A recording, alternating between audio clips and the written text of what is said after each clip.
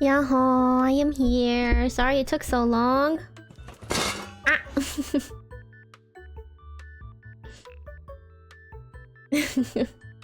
Yaho Saint, Yaho Atlas, Yaho Panfulo, Yaho Mirzi. How is everyone? Goodness, who's motorcycling right outside my window? Gee whiz, that's loud.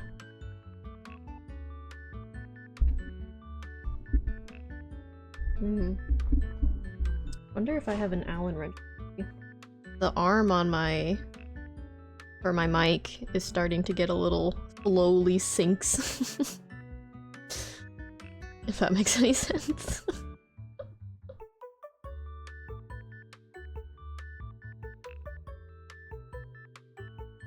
Okay. Hello everyone. It's me. Okay. Gotta launch the game, but first I want to fish.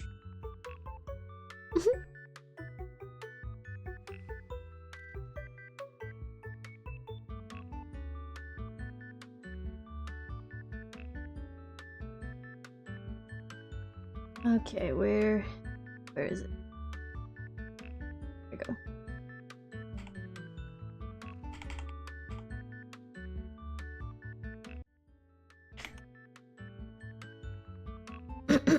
Cheese. Drawn is coming pretty out okay. That's nice. I said that wrong, but I know what you mean. Alright. Here we go. Oh yeah, we just put on our disguise to go somewhere. I don't really remember where.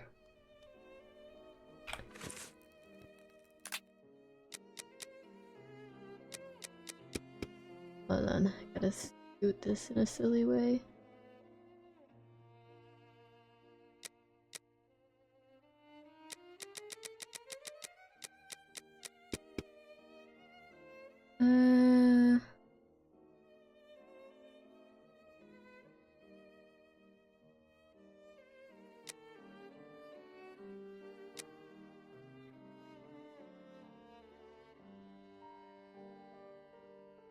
Oh, cool. It doesn't actually tell me where it wants me to go.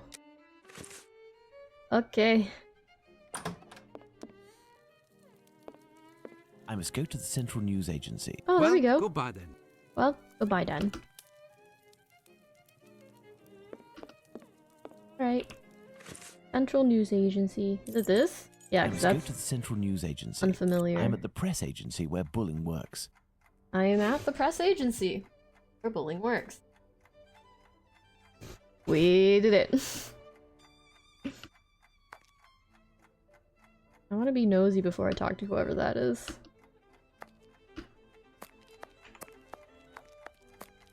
A mirror. Ah.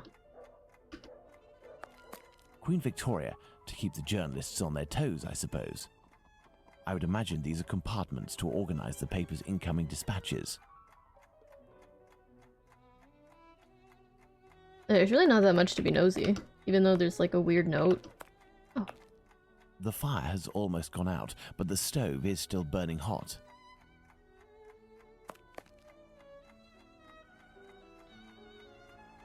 I think that's all I can nosy. Watson's sitting there nonchalantly like he's totally not about to rummage around Sherlock's drawers once he leaves. What do you want? It would be very informative to search Bulling's desk before meeting him, but first I must get rid of this bothersome person, perhaps by offering him a scoop. Of ice cream. This? Good evening. I'm looking for Tom Bulling, the journalist. He isn't here. He must be sleeping isn't off here. somewhere. He gave me a tip. He wanted to save a scope for me. He always gets a good dirt, and yet when he comes in here, it's just to warm his behind. Look, he pulled his desk over the stove.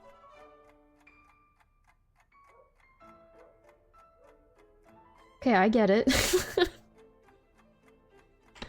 I do that first then? Oh, I can't exit this. Listen, Scoop, I'm bringing it over. Only if Bulling isn't here, I'm leaving. Wait, what's this scoop? Bulling promised me a reward for info. There's a charlatan who does spiritualist seances that are a little bit special. He steals corpses from the morgue, puts makeup on them, dresses them up, and then uses them as puppets. I'll give you your dues. We'll pay you if this info is true. I'll write down the address of the hideout on the crook's leaflet, but the police will be in on this one, so you better get there in time. Understood. I'll go alone. Too bad for Bulling. Hey, you wouldn't have a little something in advance? Look on Bulling's desk. I know that he always leaves a few coins around for his snitches. Cheers. Watson won't be pleased that I'm divulging the case, but I don't see any other way. Oh. A telephone, a device that enables you to talk with anyone in London, provided the receiver has a telephone too. Right, thank you for the description of a phone. A telephone, a device that...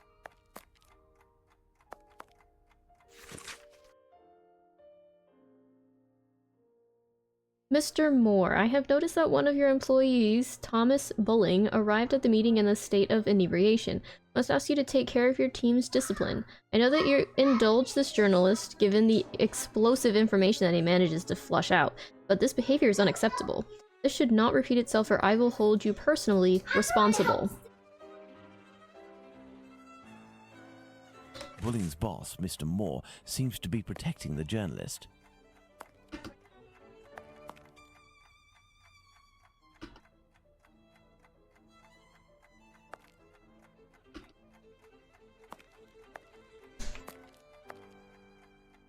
Oh.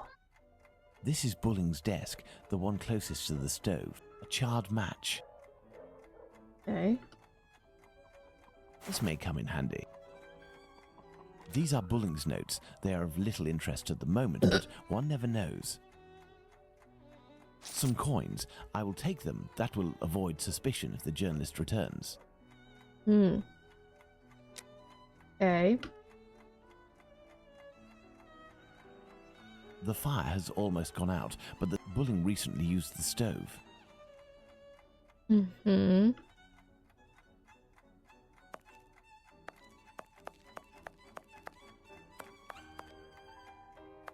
Is that all you wanted me to find here? A telephone, a device that...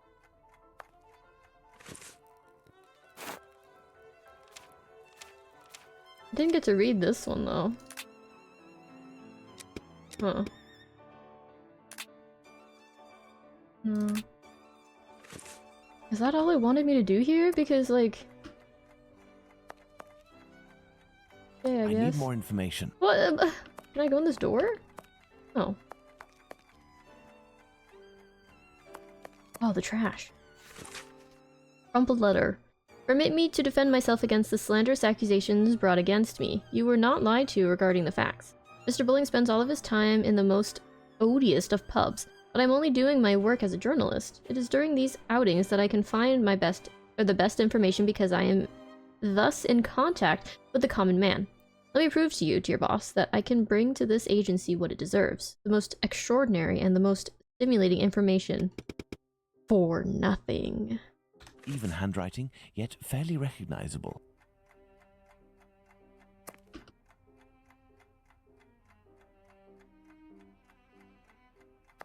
Why do I have a rag? Oh, I could open this Torn now. Piece of blotting paper. Curious. Curious. It looks like someone Double wanted curious? to destroy this piece of blotting paper that had red ink on it. I can make out a few more letters, but backwards. I need something to help me. Are you gonna do the thing where you just... mirror. A mirror. Oh, excuse me. By putting this piece of blotting paper in front of the mirror, I can read what is written. Information on the Whitechapel killer, call by telephone. Wah. Apparently, our journalist gets his information by telephone too. Sadly, the name is almost erased. Wah.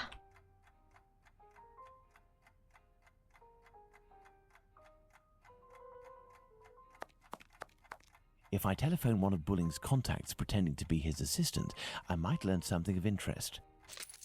Oh. Well, this one has WA, like the note did, so... But this also doesn't have any numbers. What? What am I supposed to do with this information?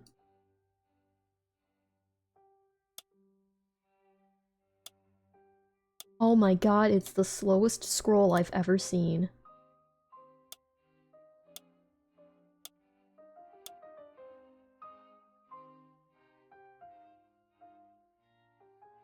This page has some light ink stains. It contains a list of telephone numbers. Is it telling me that his is 1875? It's gonna take forever.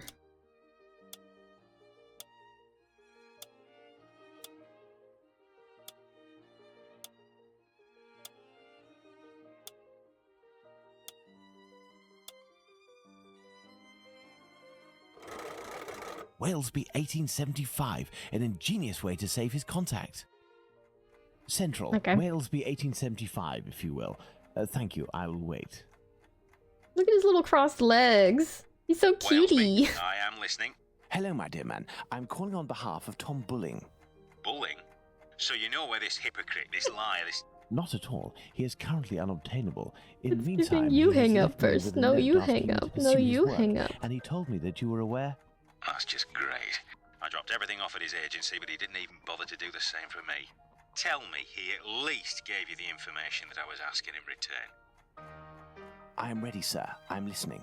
Do the police have a suspect for the bizarre theft of cigarettes and carrots that took place at the commercial street market? Does police have a suspect for the bizarre theft of cigarettes and carrots? Carrots? The place at the commercial street market. Do we have like a newspaper thing about that?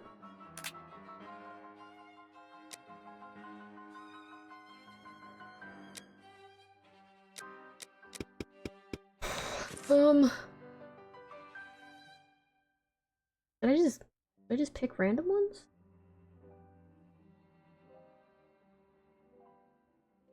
Police have a suspect for the bizarre theft of cigarettes and carrots that took place at the commercial.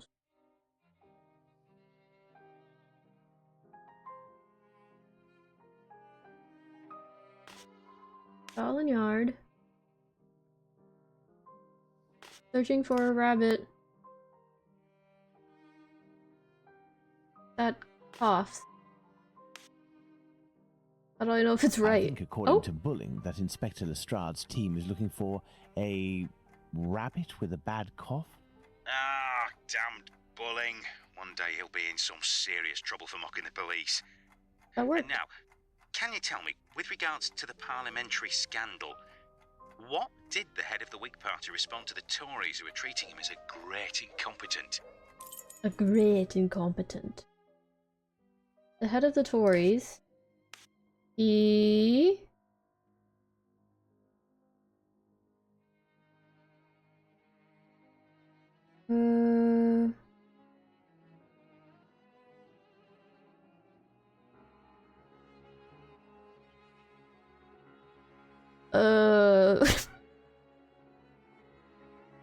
is never tired and has already read the newspaper.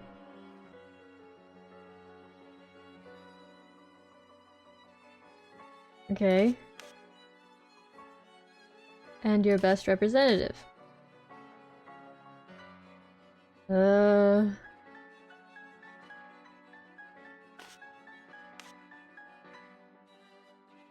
surely be your best representative.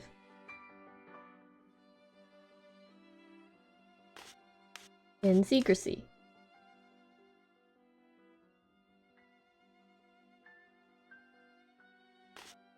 Goes round in circles.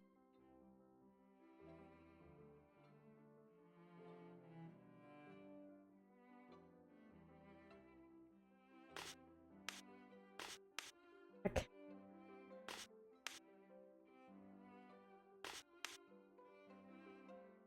He will surely be your best representative.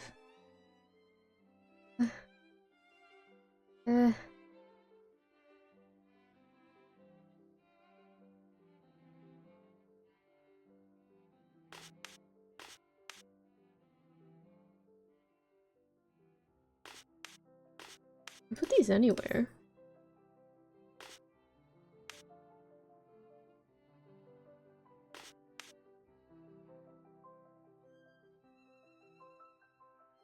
Head of the Whig Party respond to the Tories who are treating him as a great incompetent.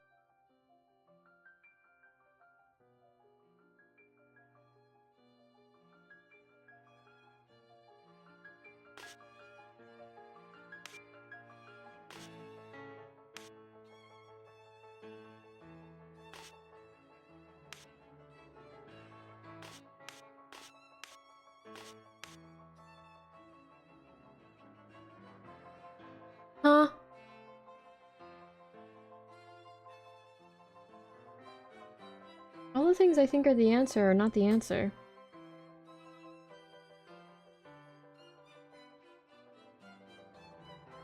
Hold on.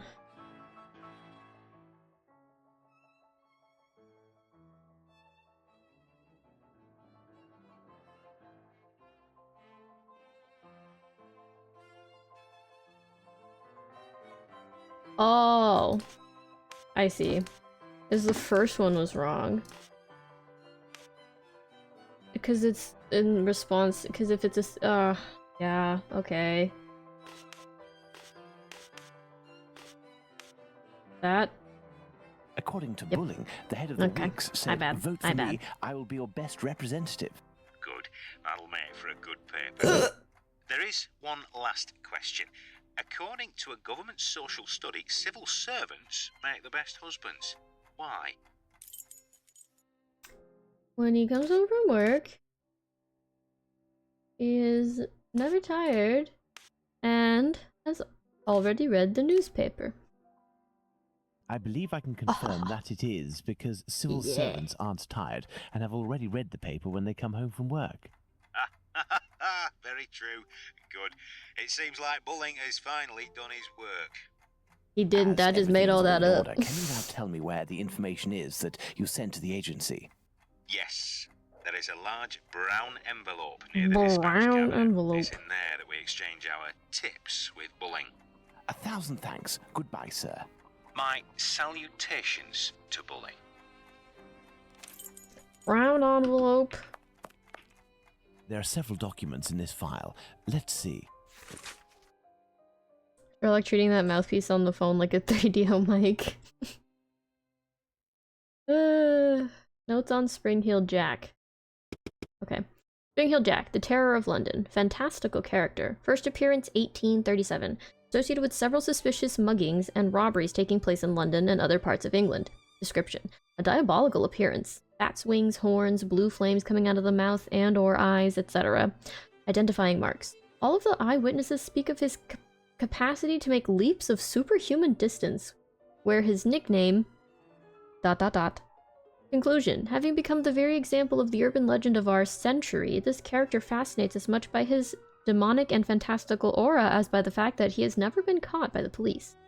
Important. At the time of the attacks against the young women, Lucy Scales and Jane Aslop, the paper covering the event had record sales for weeks. That's why Spring-Heeled Jack is the recurring hero of cheap fantasy publications and theater pieces.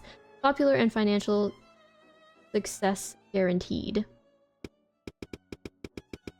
Hug a frozen water bottle. Thank you so much for stopping by, Mirzi. Get good rest, that is a demand, not a request. Now we'll see you another time. I wonder why Bulling is studying this tale about Spring-Heeled Jack so meticulously. Oh. The Tezzas of London. some of the fonts in this game are crazy. Spring-Heeled Jack, the Phantom Killer, the Butcher's Blade, the Whitechapel Butcher, Dr. Death, the London Ripper, the Bleeder, the Bloody Reaper. What does that mean? Mr. Charles Moore, I thank you for this testimony of the Whitechapel Killer that you followed. Not easy authentication. Do not hand over to the press without my invitation. Thank you for your collaboration and your discretion. We won't forget this. Inspector Aberline. Well, well, a piece of information about the murders transmitted exclusively to the police without informing the press. That has piqued my curiosity. Perhaps I should go to the police station to get more information. Police station. Oh, Tom, about the letter. Given the thanks from Inspector Aberline, I think that they took the bait, even if they were defending themselves. Think of the second. We must be ready if he kills again. Either way, we must keep up correspondence. Be responsive. This idea will save us. We will get the information firsthand and we will make history. But stay quiet and keep a low profile. I'm not really in the know and you'll be the first one who gets it if there's trouble. DM. What does that mean? I have inspected everything, but there's no sign of Bulling. He must have dashed off to his HQ, the Wasp's Nest. However, before I go to see him, I should find out about this mysterious information. It could help me get something out of the journalist. To the police station, then. Anything else? Nope. Okay.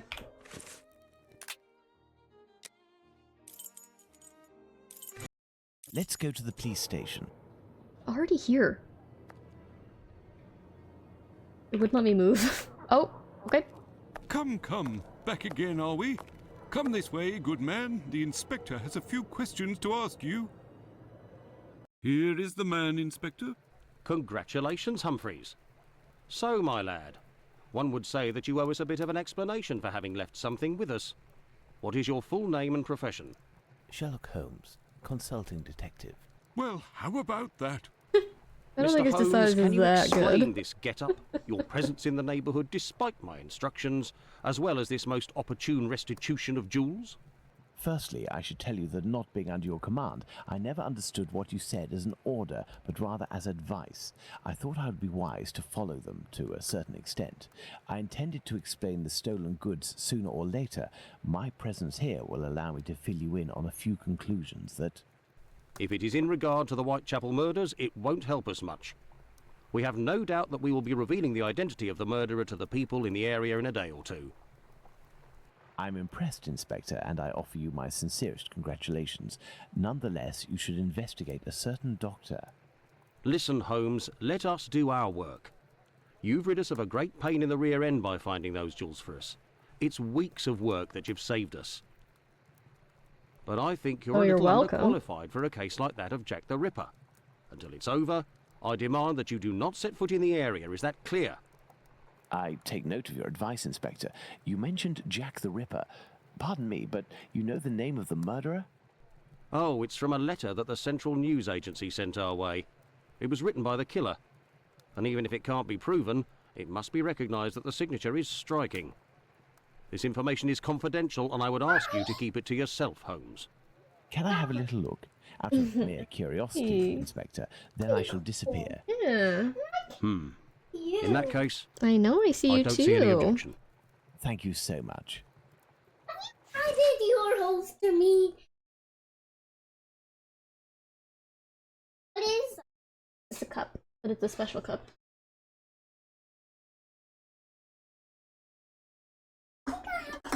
No, Bubba, you gotta leave things alone. Your nosy fingers. That's wrong. What's wrong? You say.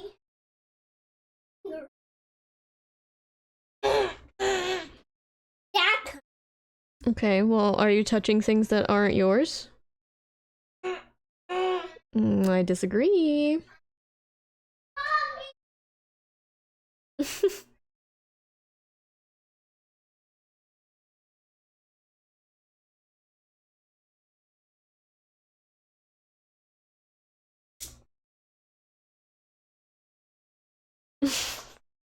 He's got one of those horse heads on a stick, and he had to write it when he left. Silly, silly. I keep on hearing the police have caught me, but they won't fix me just yet. I laughed when they look so close, they look so clever and talk about being on the right track. That joke about leather apron gave me a real fit.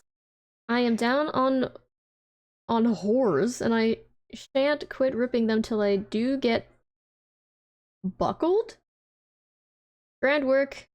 Oh god, this cursive is not great. Grand work, the last job was. I saved the lady, no time to squeal. How can they catch me now? I left my work and want to start again. You will soon hear of me with my funny little games. I saved some of the proper red stuff in a ginger? Oh, a ginger beer bottle over the last job to write with, but it went thick like glue and I can't write it. Red ink is fit enough, I hope. Ha ha. The next job I do shall clip the lady's ears off and send to the police officers just for jolly, wouldn't you? Keep this letter back till I do a bit more work, then give it out straight. My knife's so nice and sharp, I want to get to work right away, if I get a chance. Good luck, yours truly, Jack the Ripper. Don't mind me giving the trade name. P.S. Wasn't good enough to post this before I got all the red ink off my hands, cause curse it, no luck yet. They say I'm a doctor now, haha. What the heck? The ha-has are weird. There's like words that are underlined. I wonder if that's important, but some of them are just haha.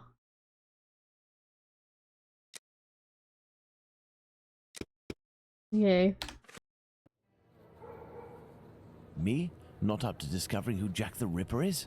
Well, we'll soon find out, won't we, Inspector Aberline? Yeah. I know who wrote the Dear Boss letter signed Jack the Ripper that Inspector Aberline gave me, and above all, I now know why. This Tom Bulling was inspired by this fantastical character to build a myth out of the Whitechapel Killer. Perhaps he would be receptive if I shared my discovery about him and prevent him from accusing Squippy. I must find him at once. My best bet would be to try my luck at the pub. At the pub. Okay, we can do that. Oh, I still have a piece of paper in my pocket.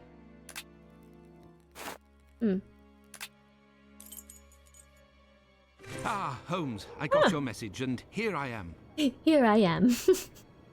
Hey, buddy. What are we doing, Holmes? Just having a little check. There's never anything around, but you know. Oh. Perfect, Watson. That oaf Bluto is looking for us with evil intentions, and he may be hiding here. I will try to get more information inside. You, Watson, will be our lookout, and at the slightest suspicious sound, do not hesitate to call the constable on his rounds. Yeah, alright.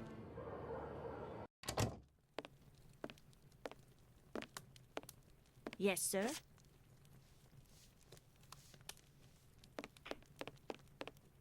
Hey, you wouldn't be the gas man that Bluto's looking for. Don't know him. Don't know him. Hey, man. Good evening, Mr. Bulling. We know each other? No, however, I have some information that may be of interest to you. Talk, my friend. A pint for you if what you say is worth something. Does it have to do with the Whitechapel murders? Indeed, In I just a know second. the identity of the man who wrote a letter to the police, a letter entitled Dear Boss, in which the author claims to be the Whitechapel murderer and is signed Jack the Ripper. What?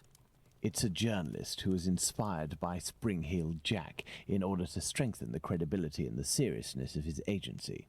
This new Jack will give him some first-hand information that he, in turn, will dole out sparingly to the authorities, as well as some carefully distilled indiscretions that the big papers will come to beg of him.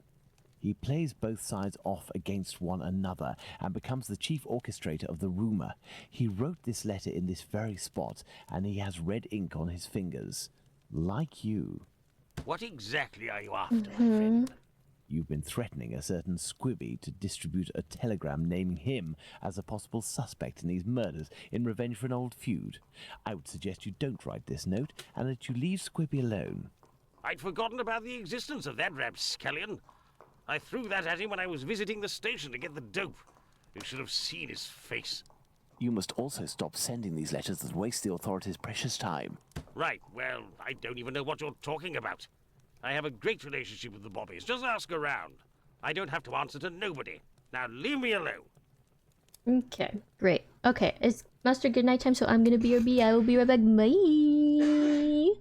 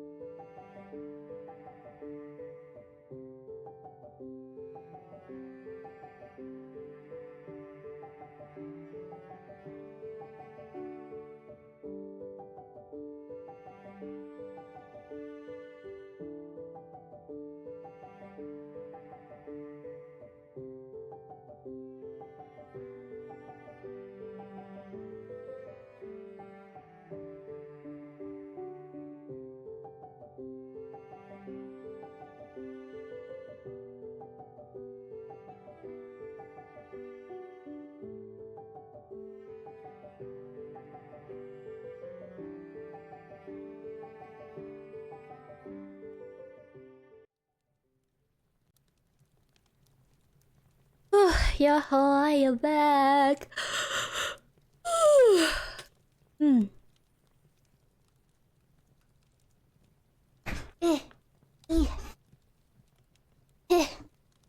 Okay.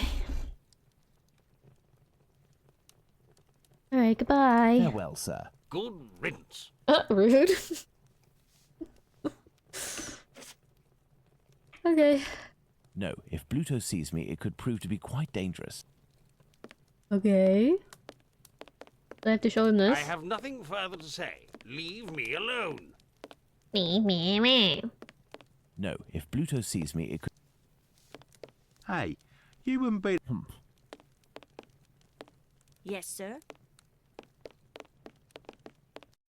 Let's leave hurry now? to the police Oh. station, Watson. We are close to our goal. Squibby will be able to reveal what he knows about Tumblety. Yeah. Oh. Squibby! So that's it. You're a free man again. We were just coming to the station to find you. Yeah, the bobbies agreed to let me go and I came to see Bluto before ferreting you out. So, you've seen the newspaper man? Yes, he is in the pub and everything is taken care of, but I'm waiting to hear what you have to say about Dr. Tumblety. Okay, but we have to be quick. One night, I goes to see Bluto in his hideout that ain't far from the boarding house where this Tumblety bloke has a room. I see him coming in too. He must have been on one real binge.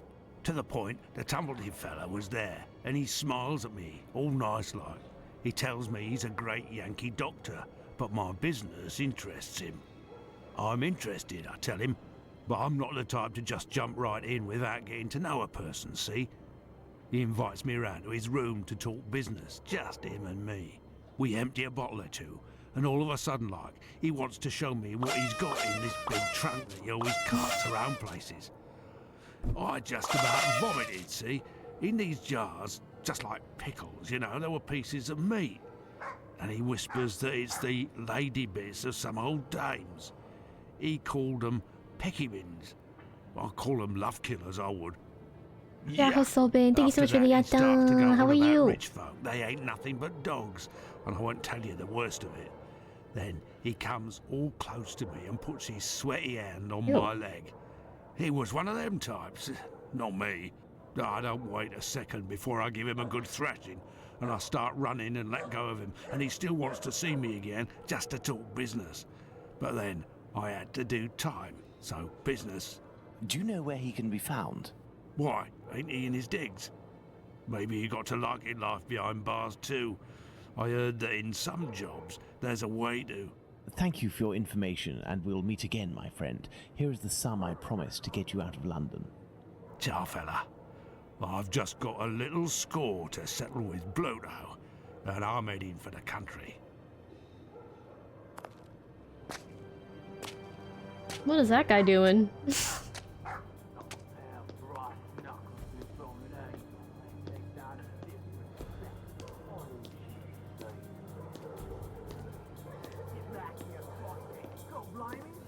Oh my god, his eyes. Lipsky!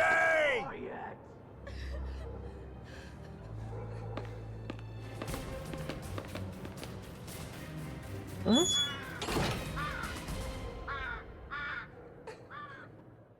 My dear Watson, we must strike while the iron is hot.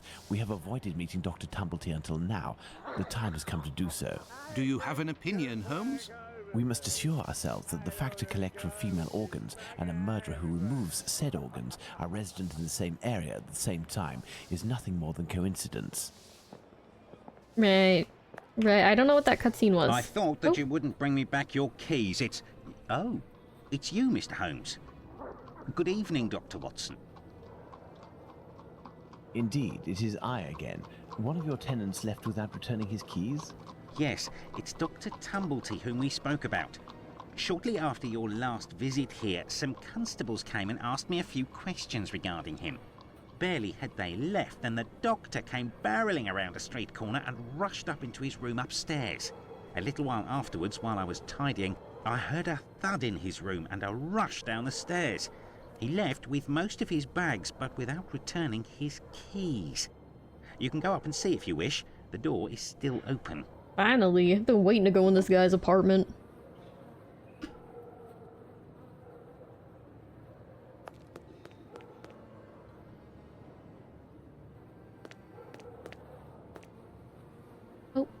careful, Watson. Do not walk around here until I've inspected these marks. He's clearly I already know, walked Holmes, through them. I know. I understand your methods. Ah, you have your rule and magnifying glass. Wow! I thought that you had forgotten them, Holmes. I was wondering never if we forget the weren't going to essentials, measure my dear any shoe Watson. prints this game, because this would have been the first one where we hadn't. Size 13. Right foot, light trails. The man was running. Right foot, light Right foot, light. Okay, was that it? Ah, you have your rule. Doesn't I look never like it forget was the it. essentials.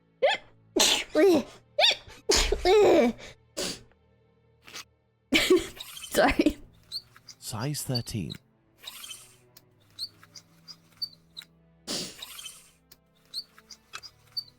Right foot, light trails. The man was running. Right foot, light. Right foot, light trails.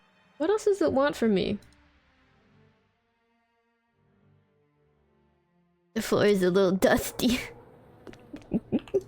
I'm missing some information. What information? Ah, you have your rule. I never forget the I bet essentials. I already mate. heard you say this.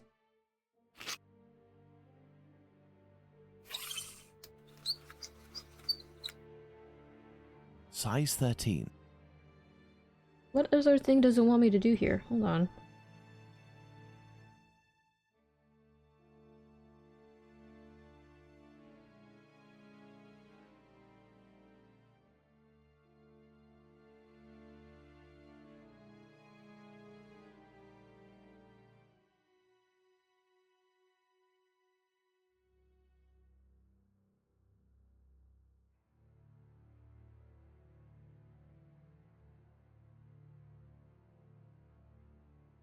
Liquid? What liquid? Oh, this? This isn't water. Oh. Going by its sticky texture and odor, I'd say we're dealing with formalin. These are the footprints of a tall man who had recently stepped in formalin and who left this room in a hurry. Well, can I walk on it and enter the room now, Holmes? Well, why would you have to walk on it? Step over it if you can.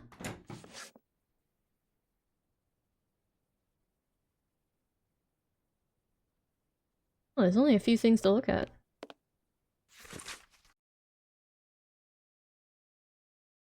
Do not understand how you found yourself in this situation. Your passionate discussions on the legitimacy of this war should have convinced more than one. I still remember when you imitated him during that meeting. You struck that very characteristic pose and you exclaimed, "Vicksburg is the key. The war can never be brought to a close until that key is in our pocket." We all applauded. I'm sure that even Lincoln himself would have applauded. During these dark hours, it was rare to have the occasion to laugh. So many deaths ending with our much-loved president, killed by this coward and left to join those of the victory at Gettysburg, who courageously fell so that the next day the key would be in our pocket. If this letter is addressed to him, it would appear our doctor is a veteran of the American Civil War. Vicksburg is the key. Now, that is interesting.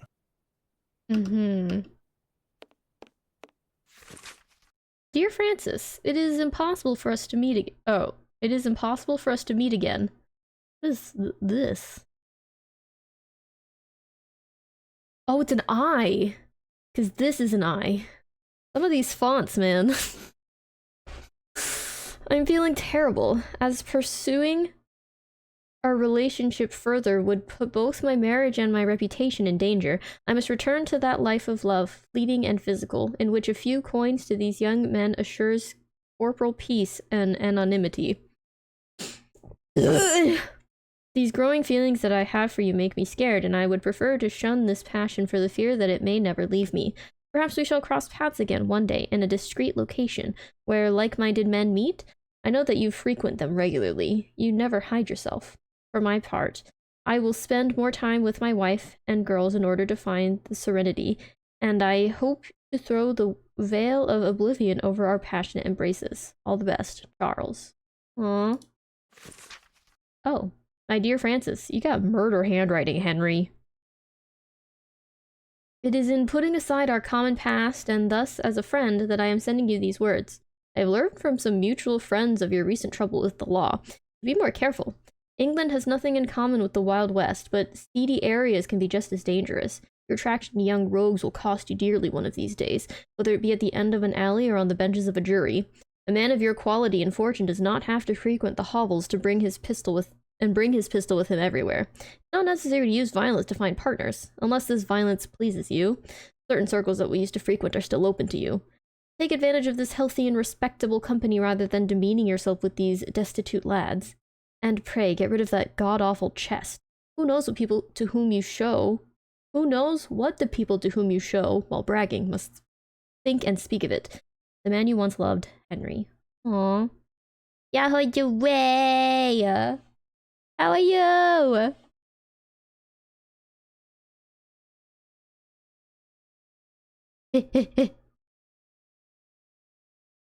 That reminds me that I have something to show you, but I have to show you later.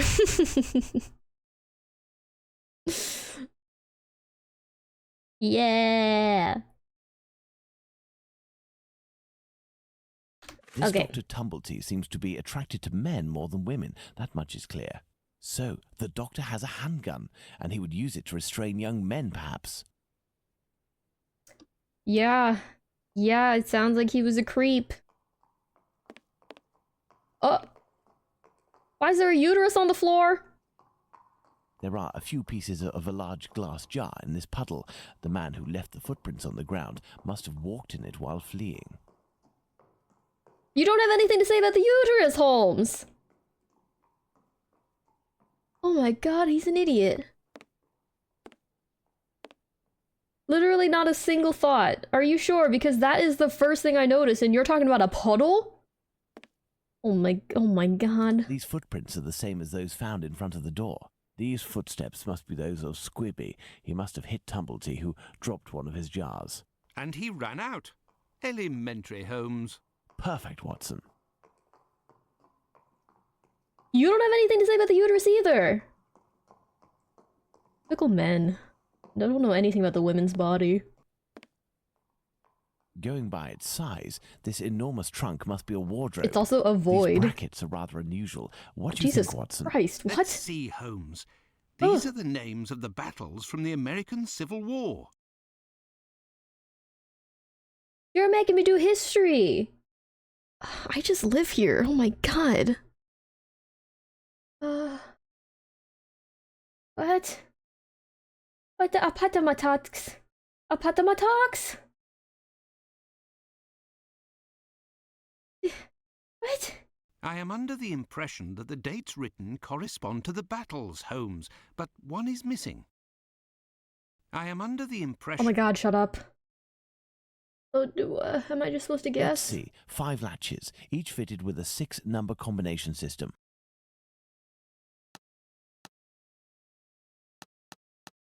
And you want me to pick a flag?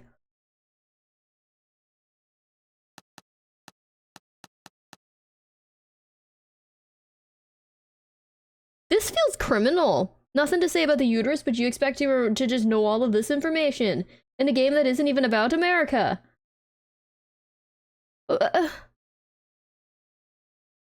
Yeah, I assume it's date location Victor, but like, there's also hats.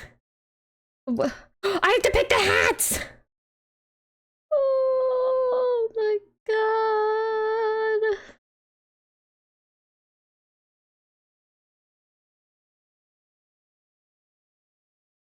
It's not even just hats. This one's a shirt. There's one shirt. Oh wait, no, that is a hat. What? Oh. Off to the library for some American history and female anatomy. Definitely the female anatomy. Like, come on. Nothing to say about a literal uterus just plopped on the floor. Like, it's literally just like, it's part of the whole plot is that a lady got her uterus stolen. Like, what do you mean you have nothing to say? What if it's hers? I mean, they wouldn't be able to know that at this year, but what if it is? Oh. How helpful do you think it's gonna be in the process of me doing this?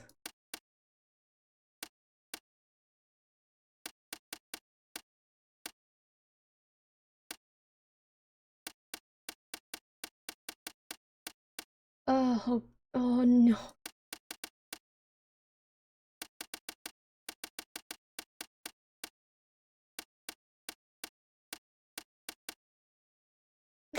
What the heck am I about?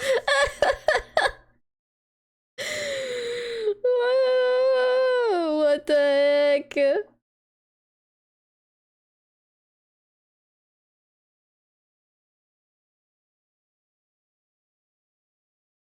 There's honestly no way I can solve this puzzle, so I hate to say it, but we're going to the guide directly.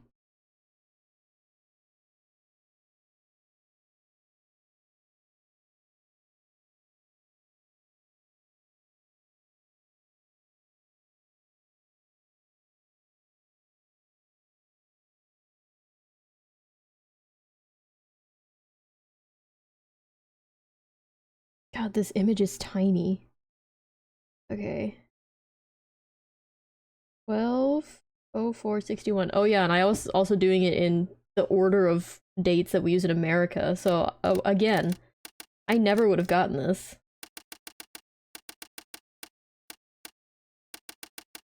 Oh my god, please,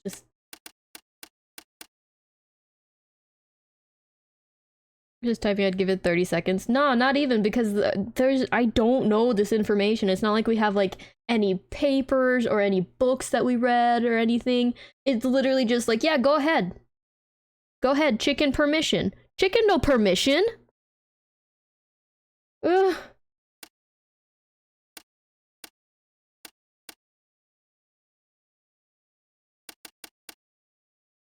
Oh wait, no, this one is O.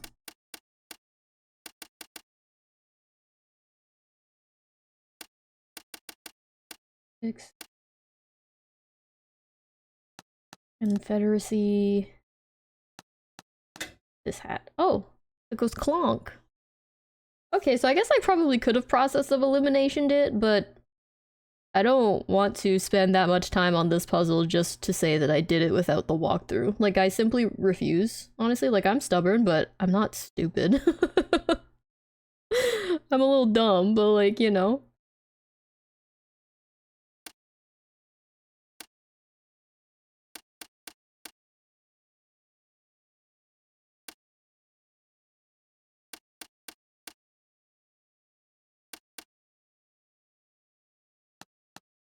Whatever that flag is. And that. Okay. 0, 2, 0, 5,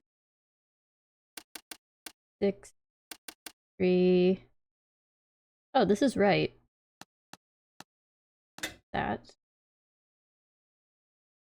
0, 3, 0, 7,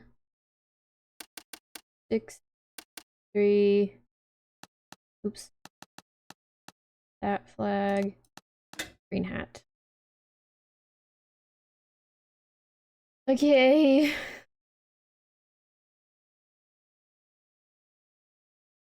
Zero, 4, 0, 7, 6, 3. That. Elementary. Christ. It's also just a nightmare of abyss. I can't actually see anything in here. Am I supposed to be? I feel like I'm supposed to be. What if I save and reload? Because I can't see anything, man.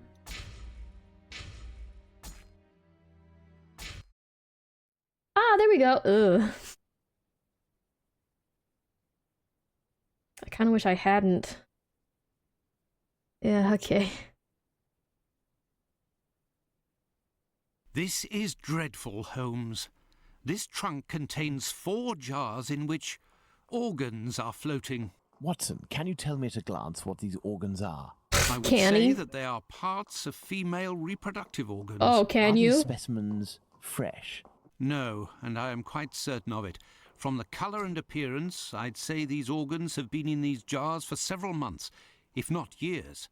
Gross. Let's go to Baker Street. I can't believe you still had nothing to say about the uterus on the floor. Yes.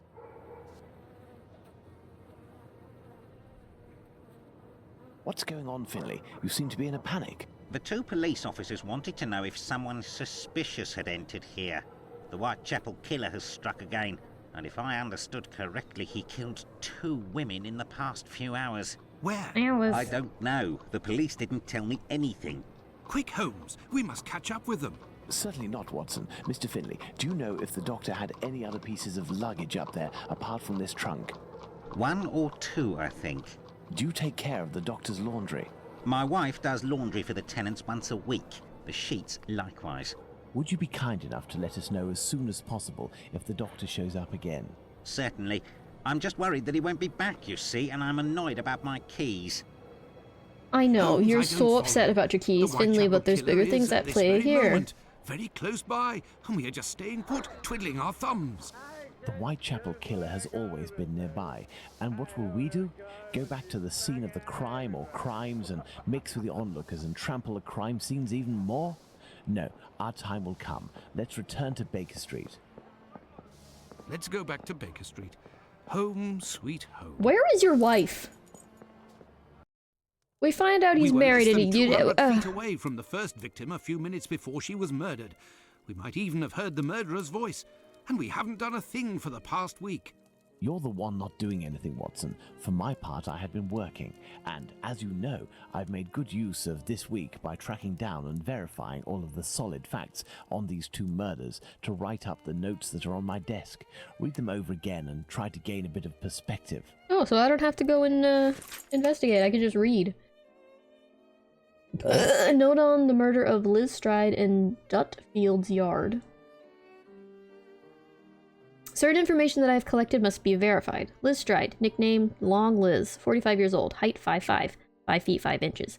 Occasional prostitute. She lived for the past 3 years in a stormy relationship with a certain Kidney? A waterside laborer, 36 years of age, whom she left a few days earlier. She charged him with assault but failed to appear in court and the case was thrown out. The victim was discovered dead by one Louis Diemschutz at 1 o'clock in the morning on September 30th. The man's first thought was to verify if his wife in the building next door was still alive before sounding the alarm.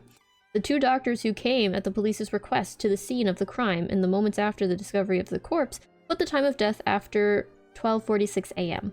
Cause of death: hemorrhage due to a throat injury. The weapon was a small knife with a large blunt edge. The verification of this statement is necessary. Could this wound have been caused by another tool? Neither the body nor the clothes were damaged, soiled, or disturbed by the killer. The right hand was open, stained with blood, and resting on the chest. The left hand was on the ground, partially closed, holding a packet of pastilles. Whatever that is. The location of the discovery was a courtyard called Dutfield's Yard, whose doors led onto Burner Street in Whitechapel. The victim was found stretched out on the ground a few inches from the wall of one of the buildings served by this courtyard, the International Working Men's Club. Oh, we passed by there, because I was like, the heck do a men's club, what do they do there? I don't want to know, you know? This association, composed mainly of Jews originally from Russia and Poland, were organizing a conference that night on the subject. Why should Jews be socialists? Presided by Mr. Morris Eagle. The meeting ended around 11:30 p.m., but many members remained to debate and sing within the premises of the association. An American present that evening declared to have been in the courtyard at 12:20 a.m., and went into the street and didn't see anything unusual. He then returned back inside to the club, but his estimation of time spent outside is approximate at best. 2 witnesses were quoted by the press. Constable Smith, who was doing his rounds in the area on the night in question, and a Hungarian by the name of Schwartz, who made his statement at the police station accompanied by an interpreter because he does not speak English. The transcription of these statements by the press should be treated with caution. It would be advisable, if at all possible, to consult with exact content. Observe the clothing worn by the victim as well as her possession at the time of the discovery of the body. Clothing: long black cloth jacket, fur trimmed around the bottom with a red rose and white maiden hair fern pinned to it. Black shirt, black crepe bonnet, checked neck scarf knotted on left side, dark brown velveteen bodice, 2 light serge petticoats. 1 white chemise, white stockings, spring-sided boots, 2 handkerchiefs, one is noticed to have fruit stains on it, a thimble, a piece of wool wound around a card. In the pocket of in her underskirt, a key, a small piece of lead pencil, 6 large and 1 small button, a comb, a broken piece of comb, a metal spoon, a hook, as from a dress, piece of muslin, 1 or 2 small pieces of paper. Pastilles are candy? Oh. She just wanted a little candy and then she died. That's awful. At least let her eat the candy first, come on. Monster. Note on the murder of Catherine Eddowes? Catherine Eddowes, 46 years old, height 5 foot, occasional prostitute. 5 foot? She's a little lady. She had a regular relationship for 7 years with one John Kelly, a man of no regular employment and about the same age as the victim. The victim was found dead at 1:44 a.m. on September 30th by P.C. Watkins, who was on his rounds. He secured the area by calling to the watchman of the warehouse located some feet from the crime scene. According to the doctor who arrived on the scene at 2:18 a.m., the victim had just been dead for a half hour. Unlikely, but we know from experience how hard it is to precisely establish the time of death when the corpse has been very mistreated. Cause of death, hemorrhage due to a throat wound. The medical examiner also confirmed that additionally, the extractions committed on the corpse were done post-mortem by a right-handed man possessing a long-bladed knife.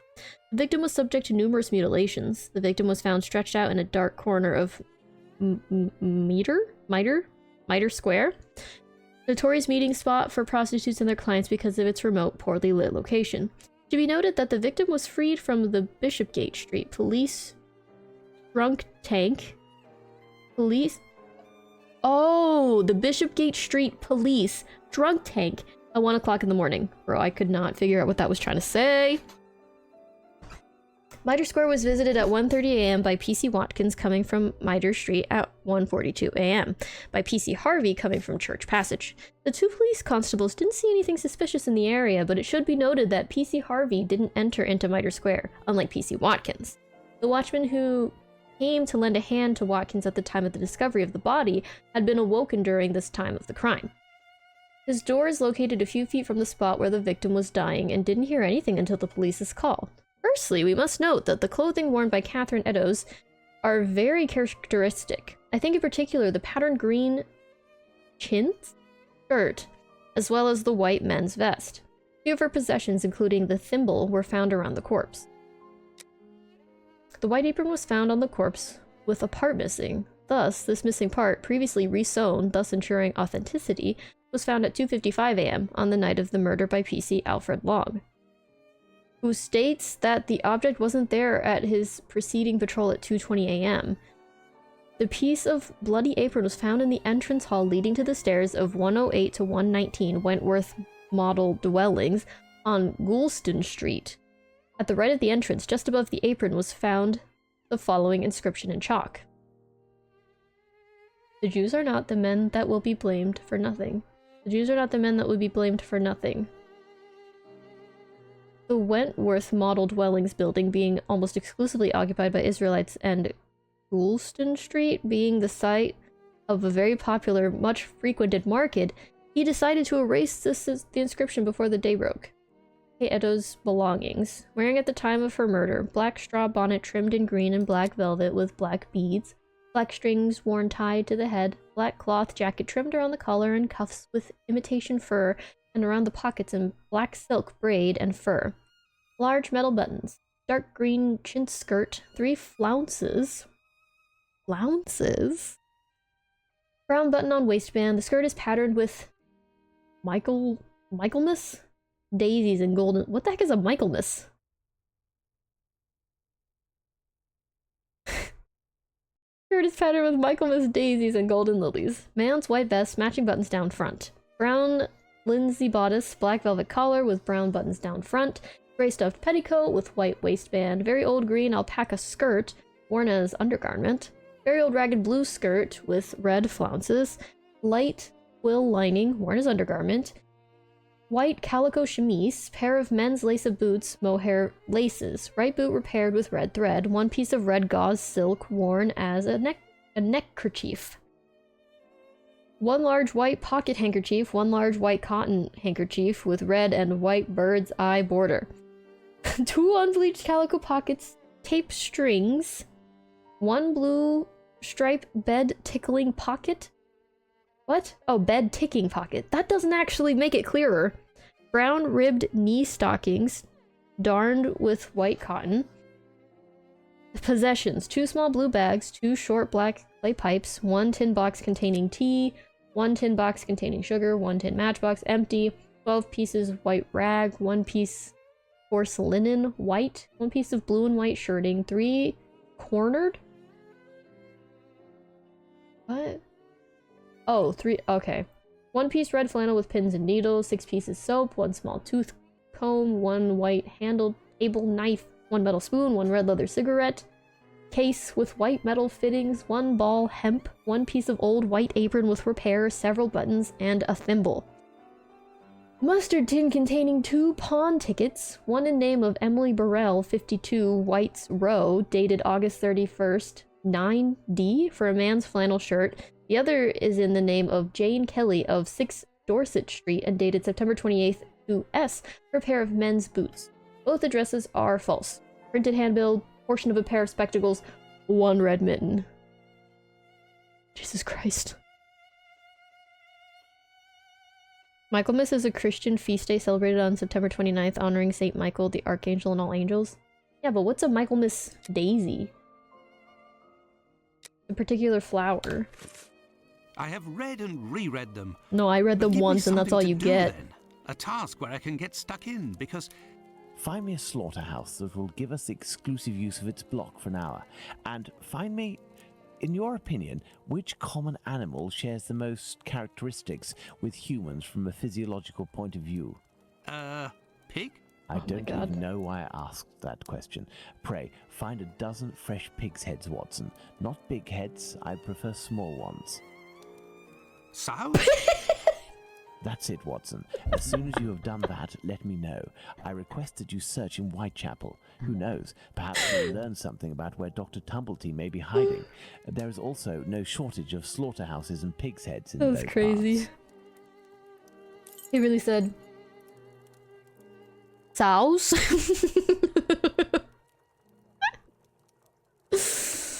Oh. Sensational. Like I said, Watson is fully just carrying this case. This was the first, like, stream where we have played Holmes more, but now we're back to the good old...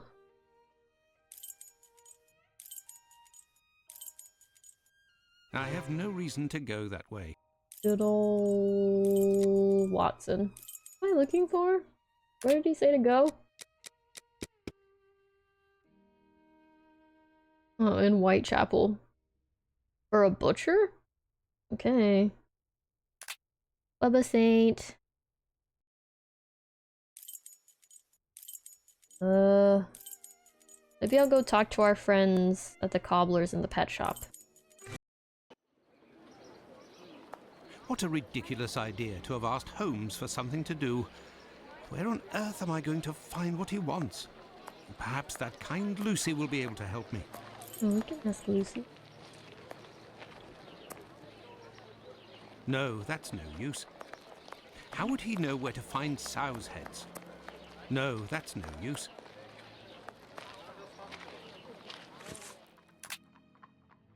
I must go to Miss Bella's. Oh. Okay. Where is it? I must go to Miss Bella's. Hey, I'm here. No, it would be better not to insist. Hello. No, it would be better not to insist. No, it would be better not to insist. Oh my god, shut up. Can you blame me for talking to people when you give me the option to- oh, talk to people. Good evening, Lucy. But is something wrong? Good evening, Dr. Watson. Yes, it's my uncle. He's no longer with us. Please accept my condolences, miss. Thank you, Doctor. But why are you here?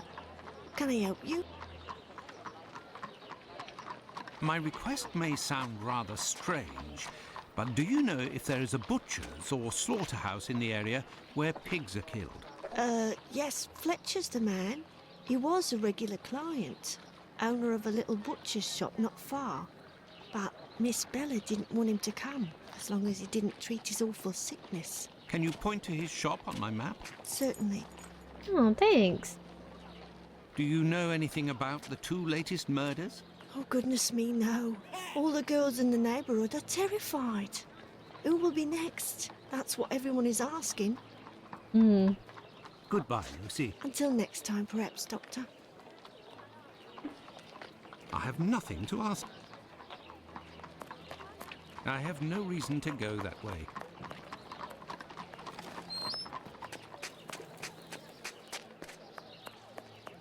Oh wait, she put it on my map.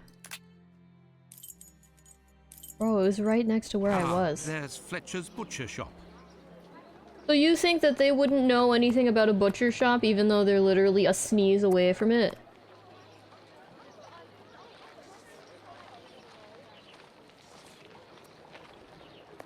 Yeah, okay. Closed due to illness. If the proprietor is ill, the butcher's block is probably not being used. Perhaps I can use it. Now, where could a sick butcher have got to? The clinic? Yes, if Fletcher is ill, he should be here. It's right down the road. Yes, if Fletcher is ill, he should be here. Right, that's why I'm here.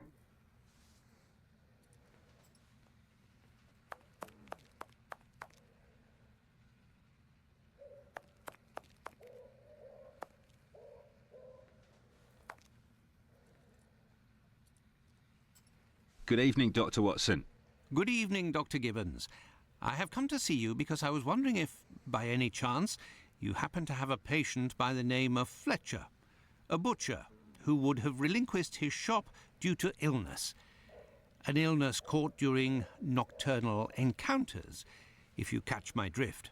Fletcher is one of the regulars at the clinic. Mercury treatment against syphilis. A night with Venus, a lifetime with Mercury. He left London a fortnight ago for the fresh country air. Why is he of interest to you? Oh, no reason. I'm more interested in using his shop, only for an hour or so. Would he have left his keys with family in the area? He has none left, but he must have left Hardiman, the cat's meat seller, to oversee his shop. They're in business. They're good friends. Do you know where he can be found? No, but wander around the neighbourhood and listen for his beep beeps. He often passes in front of the clinic. Besides what? That's not usually how you end a conversation, dude. What? I don't know anything more, Doctor. I'm sorry. Okay. Sure, yeah. Oh, there's Danny, I think is her name. It's me that you're looking for, sweetheart. Actually, no. I am looking for the cat food seller, Hardiman. Hardiman? Poor Hardiman? It isn't quitting time for him yet. That gives me some time to wander the streets before he shows up, and with him all the cats hereabouts. Do you know where he lives? Sure, and for a copper I might even tell you. Here are a few coins. You're too kind, Governor. Well, these days I knows that he lives with his mammy on Hanbury Street, in the same place where Dark Annie bled to death. That's a crazy way of saying that, but okay. Why did you call him poor Hardiman? Bah, he's in grieving, of course. Just a few weeks ago he lost his wife, and 3 months before that his girl, poor fella. He was in tatters. Even came to cry on my shoulder, believe it or not. That's sad. Well, I must leave you. I must go to Hanbury Street. You got it. This is the building in which poor Annie Chapman was killed. Beep beep. Bye bye.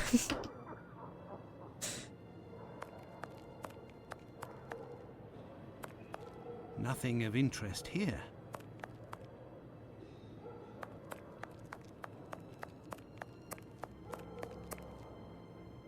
Beep beep. Hello, are you Mr. Hardiman? That's me. I am Dr. Watson. I have come to see you about Fletcher's shop. I would like to use it for an hour or two, if you have the keys and your rates are reasonable. Do you want to operate on someone in the butcher's? Not at all. One of my friends needs it to prepare pig's heads. Well, why not? Fletcher certainly wouldn't mind, but there's a problem. Okay. A problem? How so? This morning, the neighbour above broke his key in the door. The old boy must have already had a drink. So? Well, I tried my best to unjam it with Fletcher's spare key, which is pretty thin, and bam, that one broke too. Of course it Hard did. luck. But if you have the end of the broken key, perhaps it can be fixed. It must still be upstairs. I didn't pick it up. Fletcher has a key too, so I didn't think it was a problem. Fancy, if I just had another key with a simpler blade, I could copy it. I'm great at odd jobs. Fine, I will try to find all of that. Okay. Well, see you later then. Goodbye, sir. Can I go in this door now? I can. Oh.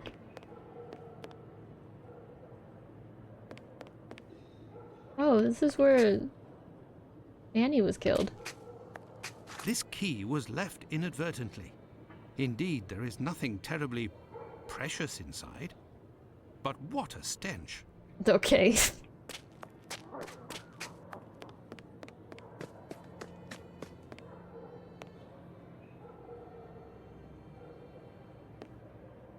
Oh, no. But what a... Ah, how dreadful. Kebabs, the same as Hardiman's. So he prepares his meat here. My word, these are innards. Innard. This bag contains butcher's equipment. Oh, we don't want that? I found it. I found it. Okay. I got all this stuff, man. Have you found everything I need to remake the key? Oh. There you go. I think you'll manage with all of this. I'm sure I will, sir. It won't take me long. Say, I think there's some of your business upstairs. Oh, you're right. I ain't had the time to sort it out. Sometimes I'm in such a hurry to prepare my meat that I forget to clean up. But why do it in the stairwell? Offal bleeds bucket loads, they do, as you've seen. Now, why would I do that in my own lodgings? Ah, of course. But what about your poor neighbours? They owe it to me, all the times I've helped them out. And I don't have a shop either. Why didn't you use Fletcher's?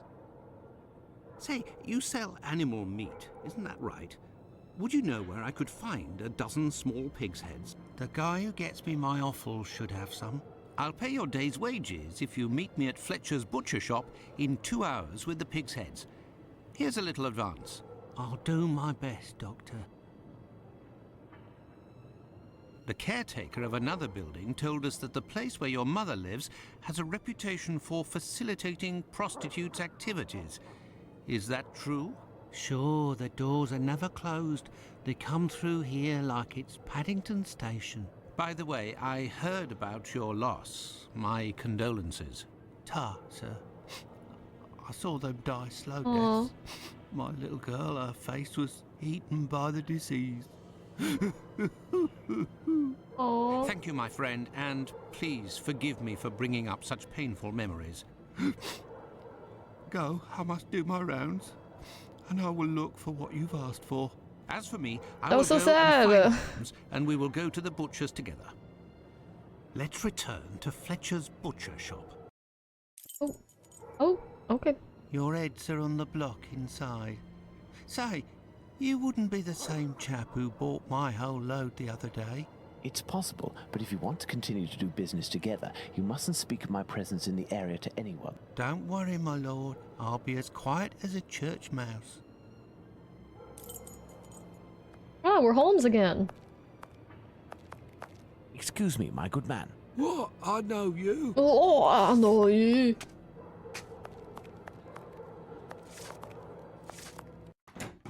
Holmes, will you explain the reason and rhyme behind this masquerade? Elementary. We shall conduct an experiment that will allow us to answer a simple question. Does the type of weapon used by the killer correspond to a specific profession? Really? And we have to be the people that do that?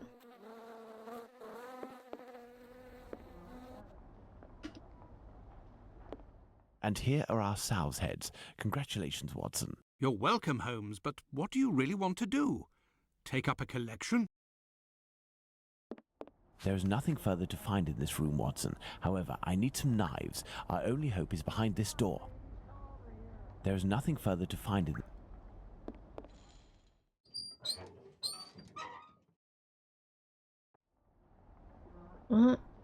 I need something. There, this door is slightly raised. There is nothing further to find.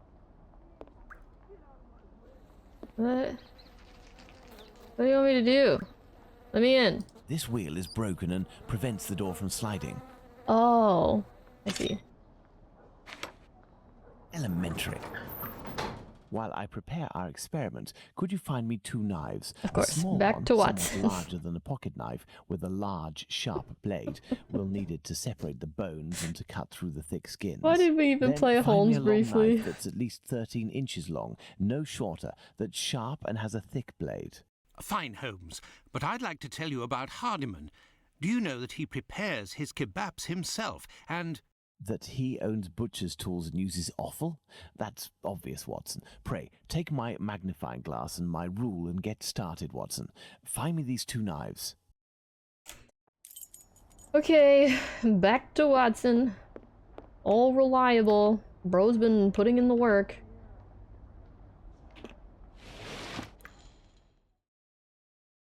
Alright, what do you want?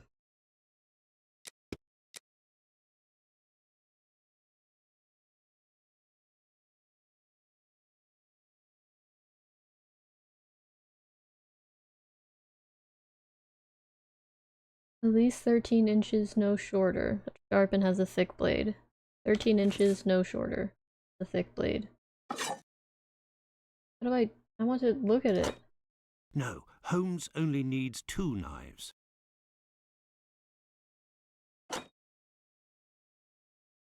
Larger than a pocket knife? You don't want a paring knife, right? This?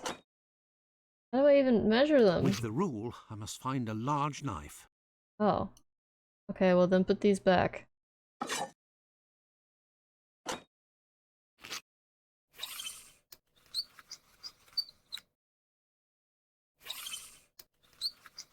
I mean, the whole knife is not even 13 inches. Size? 13 inches. Okay, I guess I'm wrong.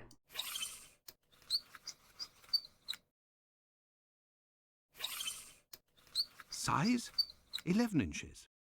Okay, so I was right. We want this one. Look at this. Thanks to the magnifying glass, I can find a small knife that matches Holmes's description.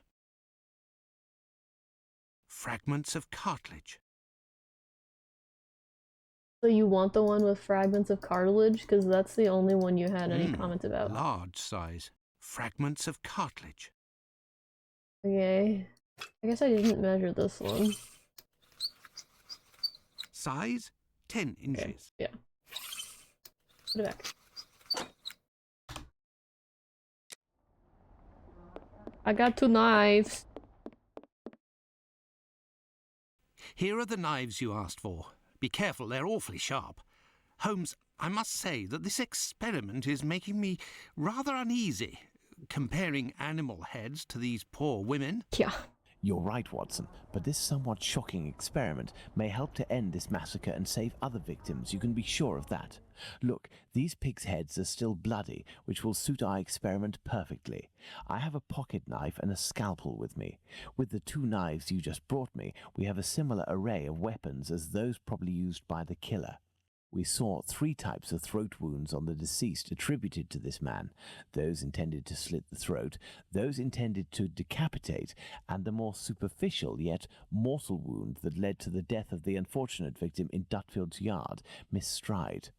With the help of these 4 knives, we are going to try to recreate these wounds on the pigs' heads and see what we can establish about the weapon or weapons used. We may also be able to rule out Miss Stride as a victim of the killer of the other 3. What? I don't want to do this experiment. Oh, okay, it's back to drawings. I hate that less. Indication of the crime or weapons. Let's try to use these weapons on this head to obtain a large deep wound to the throat, like those that were noted on 3 of the 4 victims.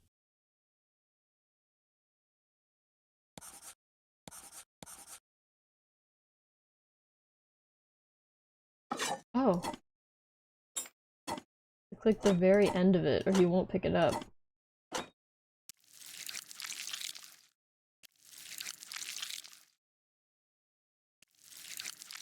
This is weird. This pocket knife is very sharp, but its blade is too thin. This little knife is very sharp and has a very wide blade. The wound is too shallow.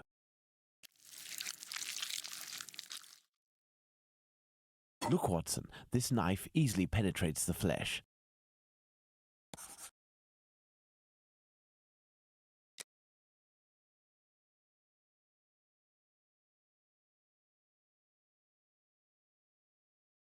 Let's try to decapitate our victim with these tools, knowing that the killer didn't quite manage to do it. Charming. That's not charming, Watson. Look, Watson, this little knife with a wide base can easily slice the vertebrae of our porcine friend. The blade of this pocket knife is too thin to reach the vertebrae. With a scalpel, the wound is too shallow.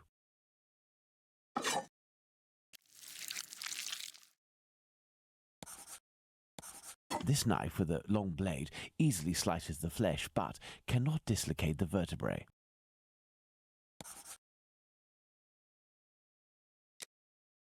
Let's see if these knives can inflict a mortal wound in a situation where a single quick blow is given. The scenario in question is that of Dutfield's yard. This is icky. I don't like it. Look, Watson, the blade sinks easily into the flesh. In using the cutting edge of this pocket knife's blade, I can scrape the skin. This particularly sharp blade can make a deep gash with one quick slice. It cuts through the flesh easily as the blade is so sharp. I don't know which one it wants from me for this one. Let's see if these knives can inflict a mortal wound. This one feels a little unclear. I guess it looks most like this one though. Because look at the end of it. Looks like that.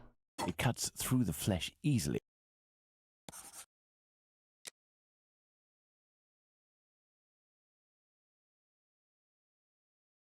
Just to select the knives, but I can't. What does it want me to do here? Okay.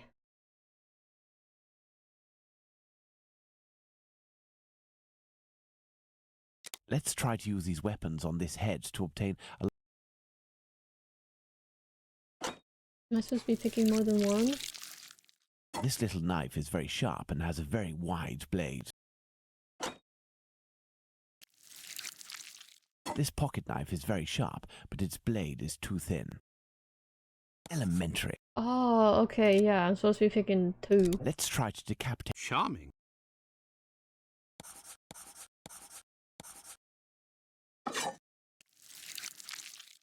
This knife with a long blade easily slices the flesh, but cannot dislocate the vertebrae. Oh.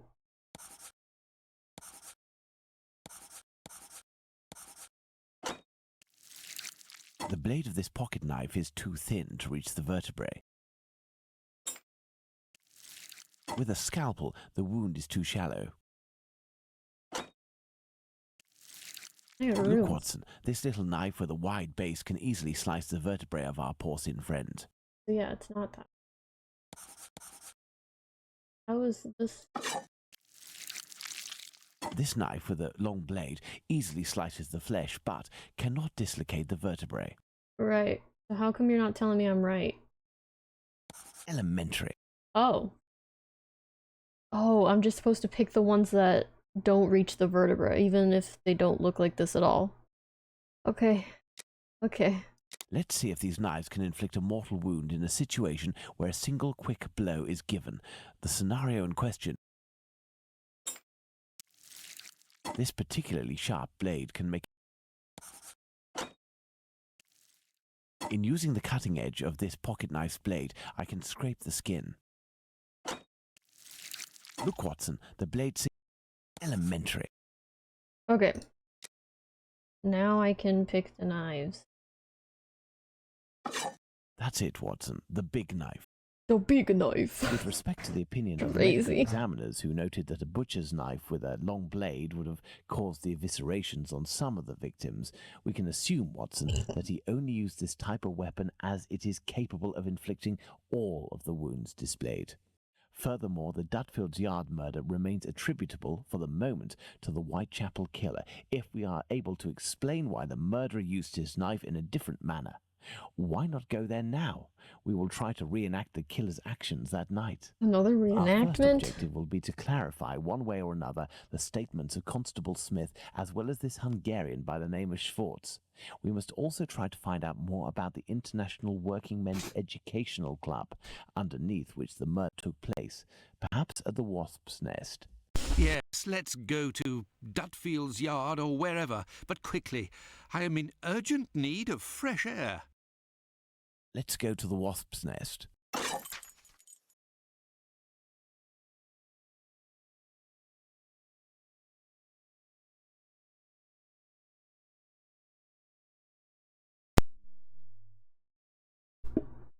Why am I... Okay. Was I being picked up at all just then? I don't know. Because it just... Okay. Anyway.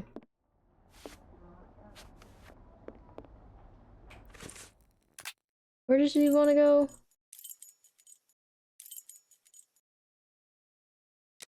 Somewhere in Whitechapel? Heard the mic pop? Yeah, but before that, was I saying anything? Because I was definitely saying things. Oh wait, the pub. That's where I'm supposed to go.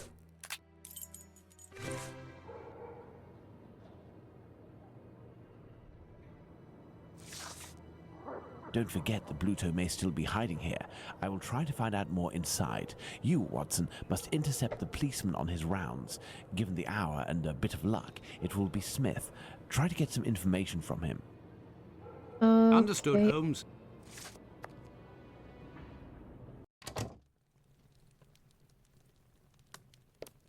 If you're looking for some company, Gov, you've come to the wrong place. A draft, my good man. A draft. Here, sir. Tell me, was it not a mere stone's throw away from here that the Whitechapel killer struck last week? That'd be Jack the Ripper, that's his name. Slit the throat of a working girl in a small courtyard over there behind them big wooden doors. Below the Workers' Club? The very spot, below Lipsky and Co. I wouldn't be surprised if Jack was one of them, if you catch my drift. Lipsky and Company. Do you mean to say that someone called Lipsky runs this club? Nah, it's just that it's full of Jews. In Whitechapel, we call them all Lipskys, like that Lipsky who killed that girl in Batty Street last year. Oh, really? Last year, a Oh, Jew so are you named Israel racist? Lipsky killed a lass who was 6 months pregnant by making her drink acid. One trial and one protest by rabbis later, and he was hanging. By those who don't much like him, the Jews are called Lipskys. Okay, so you are Is the term racist. Lipsky is used to refer to the Jews in the area, and is this club frequented by Jews? You got it. Socialist Jews, even. They spend their evenings hollering, singing. I've seen them spitting on the bosses. That's probably fine. And you know the victim? No more her than any other. The working girls don't drum up business too much in this street. They need a reason to end up here. Very well. Goodbye. Cheers. Cheers. Hello. I know you. You're Squibby's guardian angel. You weren't dressed the same last time, but I don't forget a face. No hard feelings, huh? Join me in a glass? Your Jack the Ripper is on everyone's lips and written in all of the papers. You must be awfully proud of yourself. You have skill, that's for certain. It's a shame you use it to mask rather than discover the truth. You better believe that I'm going to find out who it is. I got a hold of old Schwartz's interpreter. You know, the Hungarian who saw Liz Stride get it. Doesn't speak a word of English. And when he went round to the station, another Jew went along to interpret. I found that bloke, and he repeated everything that had been said at the station. It won't be long before I find these fellows. Okay. Why do you say these fellows? Were there several of them? Do you not read the papers or what? Well, given the rubbish that you read sometimes. Let me explain. At 12:45 a.m., Schwartz goes down Burner Street towards Fairclough, on the side of the road where the Workers' Club is. A bit further from there, just near Dutfield Yard's wooden doors, a chap and a lady are arguing. The Star said that the bloke wanted to push the girl into Dutfield's yard, but the translator told me that Schwartz saw him pulling her towards the road. She doesn't want to follow. He grabs her by the shoulders and throws her to the ground. She falls a bit, but not too loudly. Old Schwartz is scared, crosses to the other side, but continues in the same direction. The bloke with the girl notices him and yells, "Lipsky!" At the same time, another bloke at the corner of Fairclough and Burner who was lighting his pipe gets in on the action. He starts coming towards Schwartz in a menacing way, and Schwartz takes to his heels, doesn't see anything else. Once he finds out that a woman got herself killed, he went to testify, and identified Long Liz Stride as the woman he saw getting thrown about. So there were definitely two blokes, mate. But why am I telling you all this? In vino veritas. I'll take my leave then, Mr. Bulling. That's right. Till next time. Okay. Oh. First and foremost, I must find P.C. Smith. Oh, and Watson now. Good evening, Constable. Good evening, sir. I am Dr. Watson. Would you happen to be P.C. Smith, the man who patrols this beat? That's me. And you work with the famous Sherlock Holmes, don't you? What can I do for you? Information. I believe you were on duty the night when the murder took place here. You would certainly be able to confirm a few details, such as the time of death that the medical examiner gave. It's just that I wasn't there when the body was discovered. I don't think I can help you. But I was told that you had seen the victim that very night. Indeed. But it was before the murder. I saw her, not far from here. She was talking to a man. It was around 12:30 or 12:35 a.m. What did this man look like? I only saw him from behind, really. He was wearing a short black outfit, a small felt hat like a cap in a dark colour, and a white collar. He seemed to be a respectable type.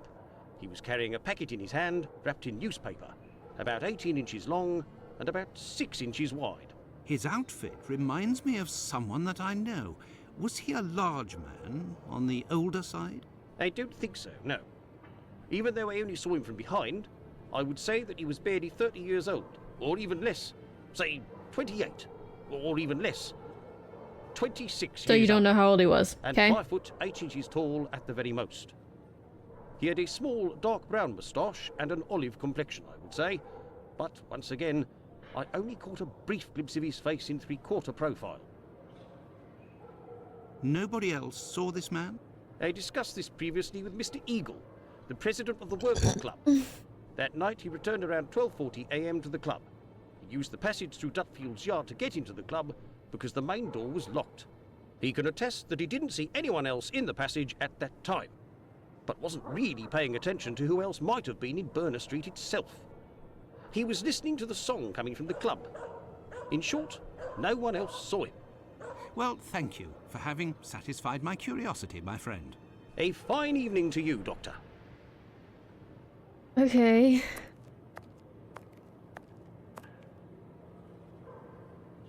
Oh, I'm Sherlock now. Well, Watson, let's go to Dutfield's yard. Where is that?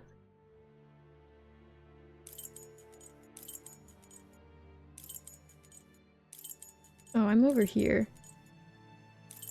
Well, how do I know where Dutfield's yard is? Huh? This way? Because it's dark? Oh. This way? Because that's where the policeman went? Oh, yeah. This big door. I remember the big door.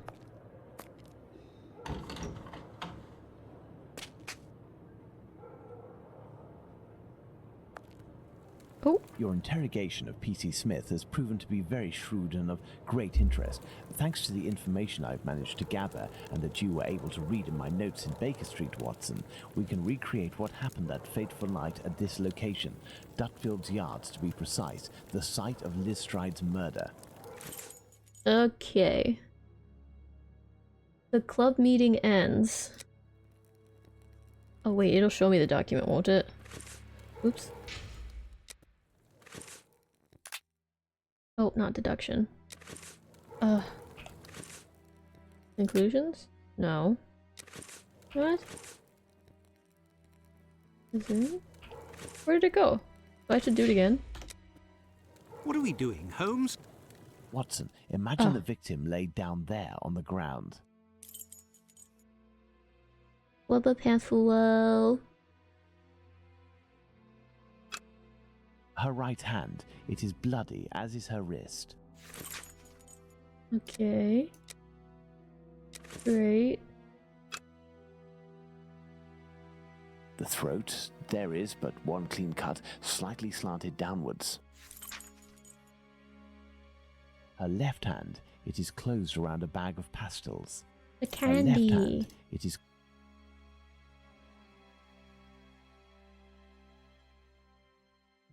Her knees and dress, they are clean.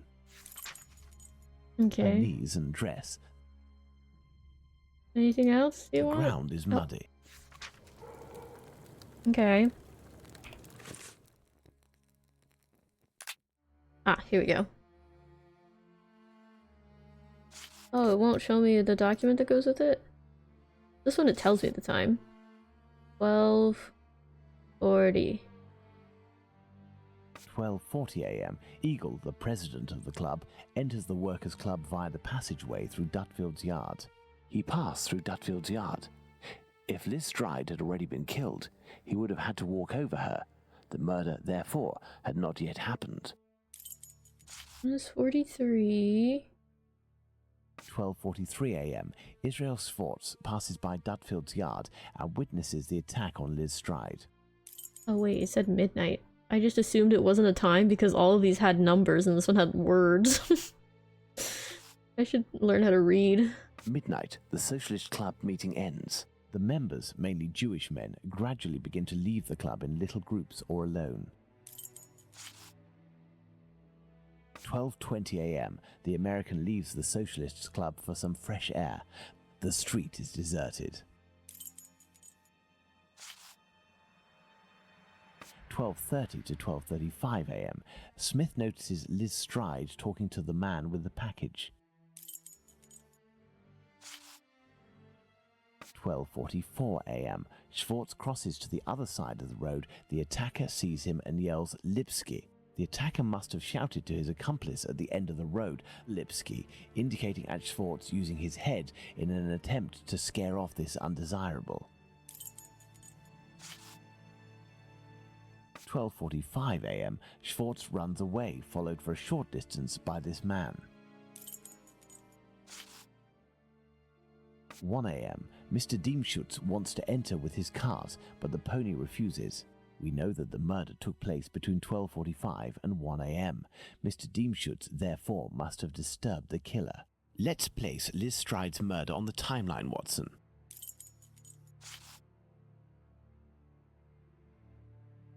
12:45 to 1 a.m., the murder of Liz Stride. It took place in this very spot, as the traces of blood were very confined. We will come back to this point in a few moments to elaborate on what could have happened.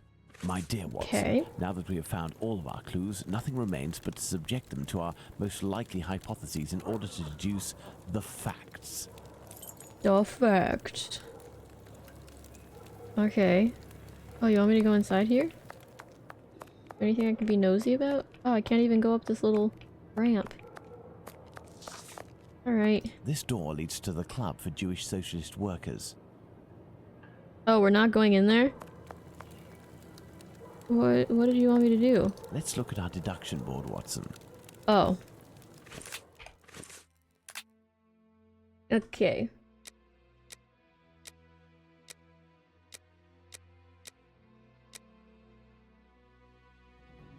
The knees and the bottom of the dress at the front are clean. The ground is dirty. Victim didn't struggle on the ground. Victim was... Oh, lying down or upright. Okay. Wound to the neck is clean, starting from the right and slightly oblique and descending. Right hand? Question mark?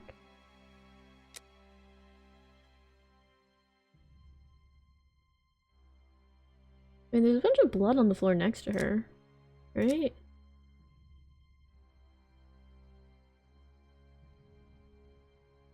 From below? Or his height?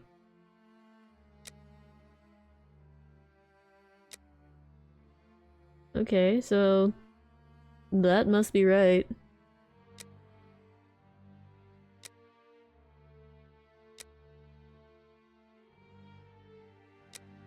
Yeah, okay, cool.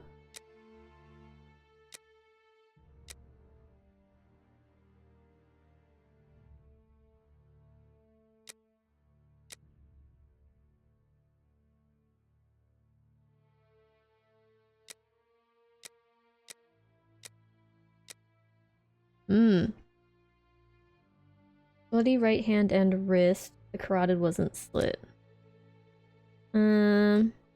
Victim put her hand on her throat.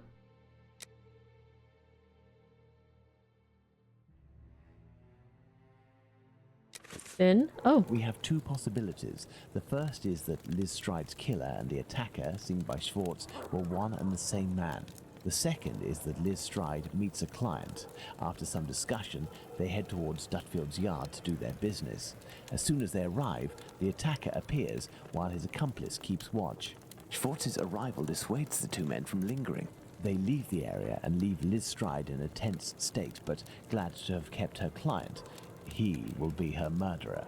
Both hypotheses are possible, but an incongruous detail will serve to corroborate one of them. An incongruous detail that we were able to establish regarding the Hanbury Street murder. Which one would that be, Watson? Look at the victim carefully, Watson, and tell me the link between the murder of Liz Stride and those of Nichols and Chapman. I am now Watson. Again. No, that's not it. No, that's not it. Oh, I thought it would have to do with the fact that her tongue isn't swollen. That's The bag of pastels, Holmes. the bag of pastels. Indeed, Watson. If this woman had to defend herself against an attacker, why would she have held onto this bag in her hand? It didn't fall because this woman's hand tensed at the moment when she fell to the ground. Therefore, Watson, we know the killer distracted his victim's attention by making them take something out of their pockets. Why didn't he slit her throat like the others? He must have feared a struggle with this strong-willed woman. Why didn't he eviscerate her? Because Louis Diemschutz arrived. Do you think the Whitechapel killer is behind this murder, Holmes? Yes, and now this murder has been linked to its rightful perpetrator, it will take on deeper meaning when we have examined the facts from that night. Let's go to Mitre Square, where Catherine Eddowes was killed. And make haste, Watson, as we have another murder to commit in 40 minutes. What? What? Here we are, Watson, Mitre Square. It took us a mere 20 minutes to get here. If the killer left Dutfield's yard around 1 o'clock, as we assume, he would have arrived here at around 1:20 a.m. We know that Catherine Eddowes' body was discovered at 1:44 a.m. Catherine was released from prison around 1 o'clock, but we have no information as to what she could have been doing until her death.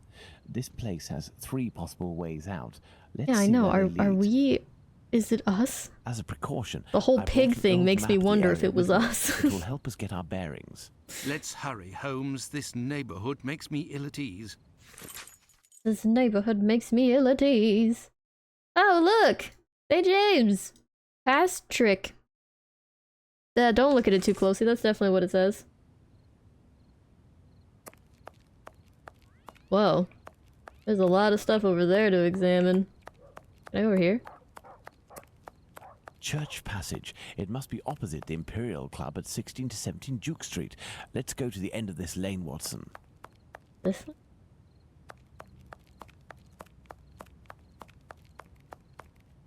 Oh. Oh, hey. Isn't that our friend? Hello, you must be Abraham Solomonovich, am I right? Yes, that's me. But I know you. You brought a lad to my place to take care of a cat, and I loaned you my mask. That's me. May I present? Dr. Watson, of course. Delighted. And you?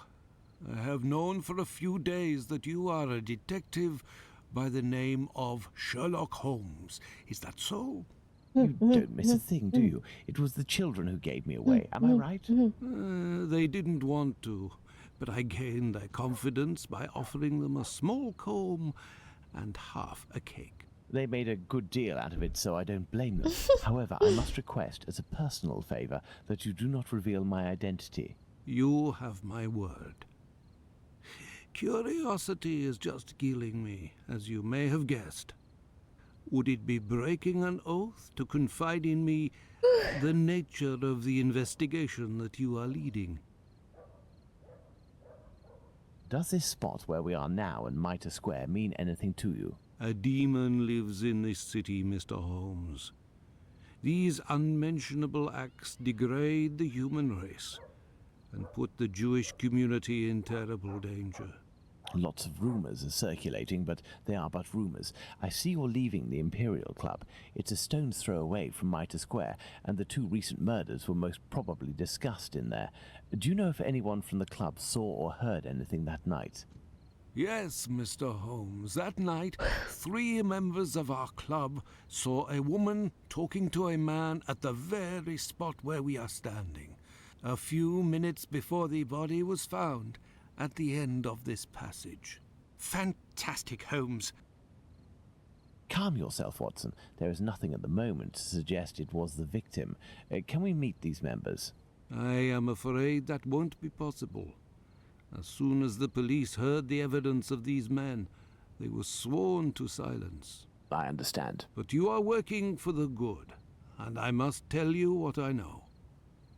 One of the 3 men, my friend Joseph, left that night with 2 other members of the Imperial Club, Harry and another Joseph. It was around 1:35 a.m., perhaps a bit earlier, when Joseph, not my friend, but the other, Oh my God. the Old Gate butcher, exited. He saw a man and a woman in discussion at this very spot where we are. Is it just These me, men or must is have been this about 16 just feet away from the dragging couple. on? That's about right. So Joseph, the butcher, said to the other 2, while pointing at the couple, "Look, I don't like going home alone when I see this kind of people here." My friend Joseph looked at them without noticing anything strange and didn't understand what he meant. They had the look of 2 rather unkempt people, but no more than that. Okay. After the murder, did these 3 men tell the police what they had seen? Not quite. Harry stated that he hadn't seen the couple. As for Joseph, the butcher, even though he was the one who commented on them and pointed them out, said that he couldn't remember anything except that the man was about 3 inches taller than the woman, who was 5 feet tall, no more. My friend Joseph, on the other hand, did his best to cooperate with the police. And what did your friend Joseph say? What did this man and A lot of woman look dialogue. like? The man must have been 30 years old, about 5'7", light complexion, and a fair moustache. He wore a loose, dark jacket, a grey cap, and a red scarf around his neck. But he said that he only saw him for a brief instant, and it would be impossible to recognize him. And the woman? He only saw her from behind. She had her hand on the man's stomach and seemed to be pushing him. He said that he remembered that she was small, was wearing a black jacket and a black bonnet. After his testimony, the police took him to see the clothing of the deceased, and Joseph said that they looked identical to those of the woman he had seen. Like I already said, he only glanced at the two, as he was headed with the others in the direction of Aldgate. Okay. One final question. The Imperial Club is a Jewish club, isn't that correct? Indeed. Thank you for your help, Mr. Solomonovich. It was nothing. We must at all cost prevent this demon from striking again. And the police seem to have some difficulty in doing that. I wish you the best of luck, Mr. Holmes. You got it, bud.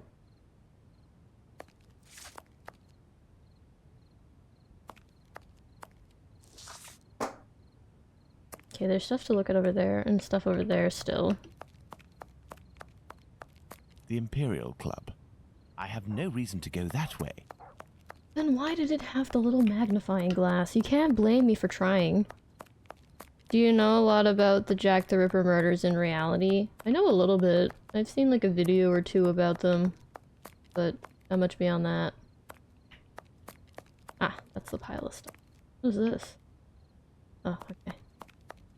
Watson, we are now in the exact spot where poor Eddowes tragically ended her days. This spot is very dark, Holmes. That is probably why our murderer chose it. Let's see, we'll need a lantern. Okay. Am I gonna have to get a lantern from the Imperial Club? And there was a better order I should have done this in. This dark and narrow passage leads to St. James's Place. St. James's Place. I have no reason to go that way. Well, then why did you tell me where it led to? How am I supposed to know? You're like, hey, this goes that way. Why would you walk that way? Like, work with me here, bucko.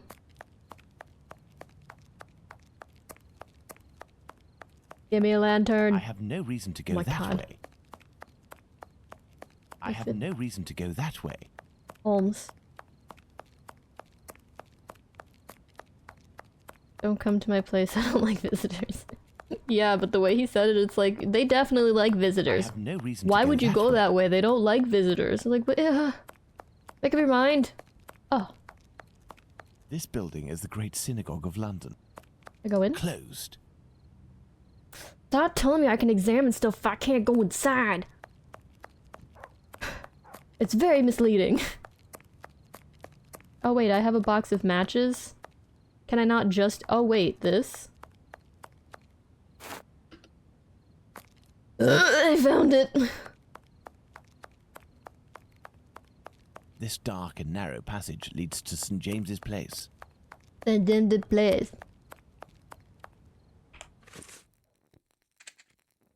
Take the lantern, Watson. Aww. Like he's my son holding the flashlight while I fix the car. Oh. Oh, I do not like this one. Do these objects spread out by the victim remind us of anything, Watson? The items are meant for a woman. The items belong to the victim. Murderer searched. The other two things are so unrelated. A thimble is located right beside one of the victim's hands, just like Chapman's sachet of pills and Stride's pastils. Mm-hmm. The inside of the thighs is clean. Once again, there were no sexual relations between the victim and her murderer. But, he sure left her in a state. The main incision goes from the sternum all the way down to the groin. The murderer opened this abdomen as if it were an animal carcass. A kidney was removed. The uterus was removed. Of course. Part of this apron is missing. We will follow up on that shortly. These intestines were pulled out altogether to grant access to the abdomen. Oh, and just left in a pile. I see. The head is turned towards the left. The murderer must have been on the right side of his victim. Let's look at her from the front. I fear this was unnecessary to show us. The eyelids were cut off. Gross. The nose was cut. Awful. There is but one wound, Watson. It goes from the left side and descends in a You call slight this oblique one wound? towards the right side.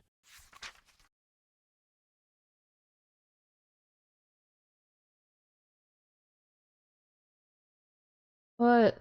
What do you want? The nose was cut. The eyelids were cut off. There is but one wound. Okay, is that not everything? Oh.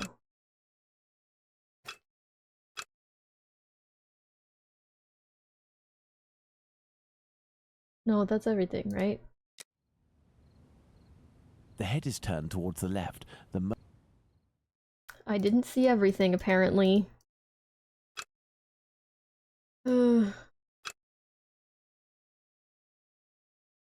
There is but one wound, Watson. It goes from...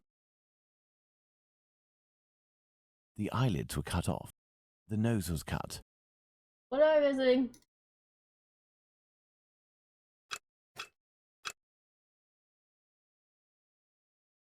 There is but one wound.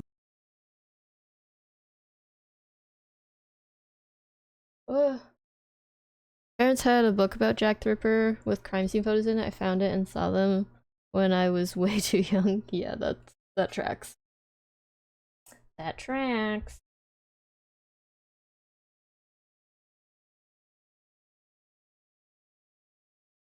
We at Wharfdale? No. We're at Dutfield.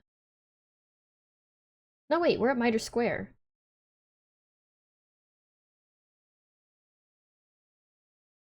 Yeah, what am I missing? Cheek. The cheeks were slashed. Is that not what I was clicking on? Because I saw that cut there. Okay, it's fine. My goodness, Holmes, it was a slaughter. Understand, Watson, that our killer had neither the time nor the conditions to bother with the niceties. He had no more than 7 or 8 minutes at most to kill the woman, open her up, and all the while in total darkness. Holmes, it's a woman, a poor victim you're talking about. Consider all the time this man lost and the risks that he actually took by cutting the victim's face and the lower abdomen in around 20 precise spots, especially the lungs and the liver. These attacks, which I considered gratuitous, are in fact nothing of the sort and have as much sense as the removal of the organs. We must, first and foremost, locate the 3 exits leading to Mitre Square, Watson. Well, I'll have you know, I already found them. This is Mitre Street, from where Watkins, the constable who found the body, came.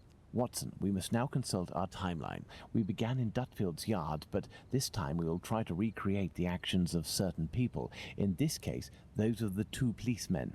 I have no reason to go that way. I'm not even going that way anymore. Oh my god. Girl.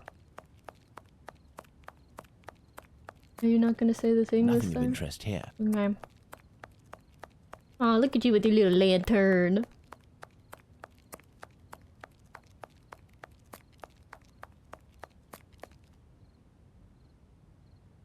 Where'd he go? Oh, he's just slow. Okay.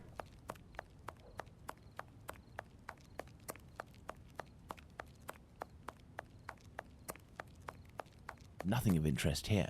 I'm just checking because you don't really tell me when things are important. You'll tell me things and then they don't matter and then they'll matter much, much later. And I'm like, girl. I have no reason to go that way. There's no reason to go that way. Okay. Timeline. 1:30 a.m. PC Watkins enters in Mitre Square. 1:30 a.m. PC Watkins didn't see the corpse while on his rounds. If PC Watkins did his rounds properly, and there is no reason to doubt this was the case, as he discovered the corpse a quarter of an hour later, the murder hadn't yet taken place, and there was no one in Mitre Square, unless they were hidden among the shadows. Enter Mitre Square via Mitre Street, Watson, and stop and try to see me with the lantern. I will be where poor Edow's corpse was.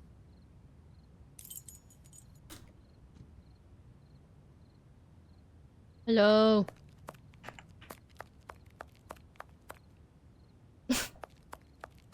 Hey. Enter Mitre Square via Mitre Street, Watson, and stop and try to see me with the lantern. Is this not the right I have street? no reason to go that way. Oh, I just have to hold this.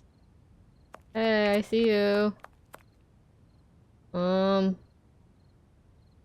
What street is that? Well, it's not that way. No, it's not this way. It has to be the one that we started from. Yeah. So we come I have on. no reason to go that way. La la la la la. I can see you. Ugh. I see you, Holmes. Yeah, okay. Perfect, Watson. Let's look at our timeline, Watson. Double Watson. Murder had not taken place at Very good, 1:30 Watson. a.m. Thus we can categorically state that the murder had not yet occurred at 1:30.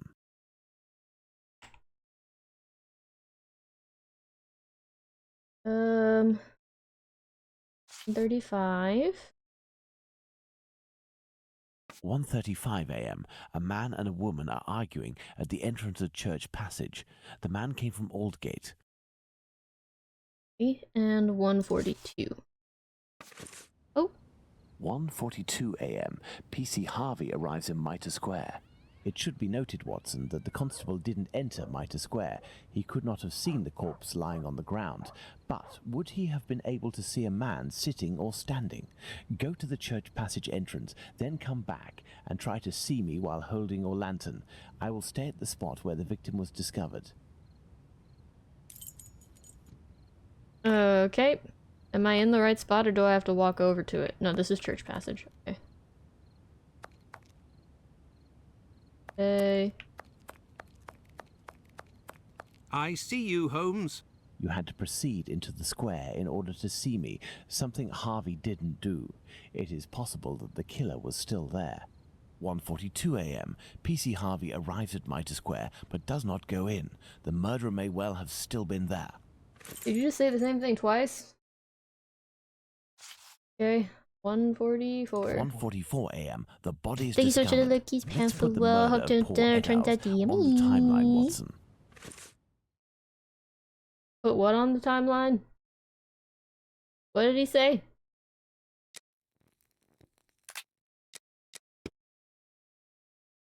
Oh man, I don't know what he said. Let's look at our timeline, Watson. It was, but for what?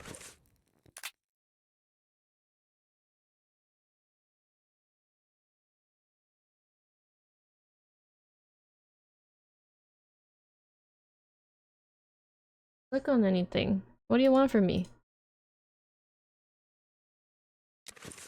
What? No, I don't need that. Stop.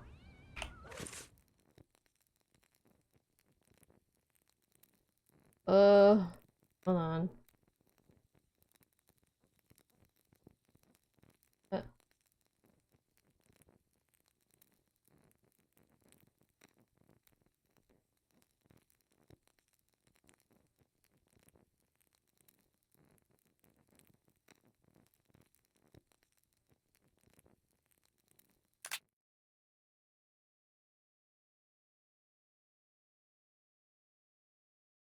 It doesn't have a thing for me to move.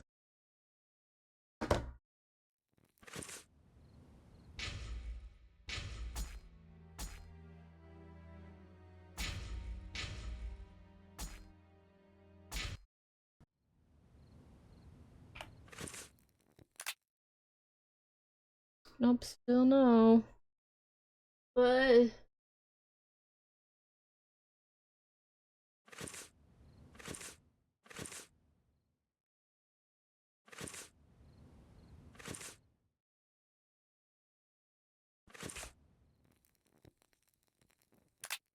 am I supposed to be doing this instead? Because I guess that makes a little more sense.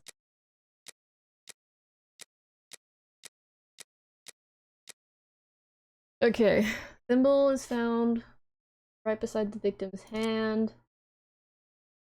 He was held the thimble. Liver and lungs underwent small incision. Kidney and uterus.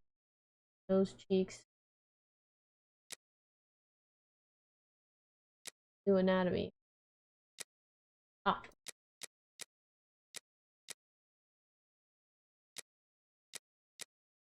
Wounds in the neck goes from the right and slightly oblique and descending.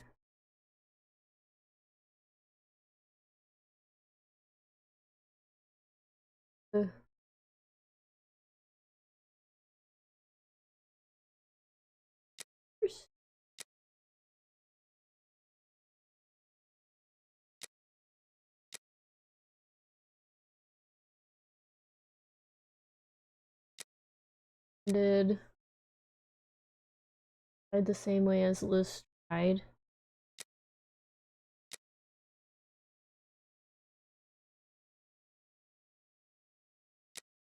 Okay, yeah, easy.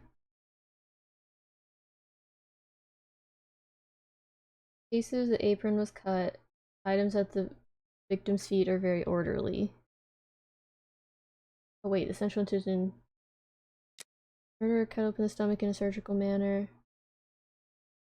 Oh, like that of an animal, because that's what Holmes said.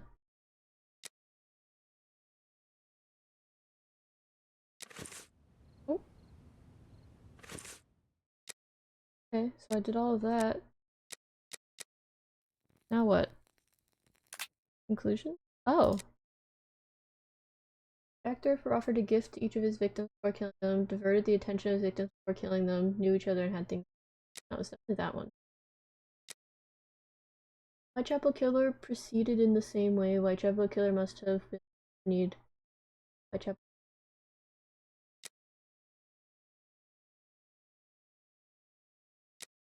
Not the same man who killed A. Nichols and A. Chapman. It's the same man. Whitechapel Killer. No, it's the same guy. Oh.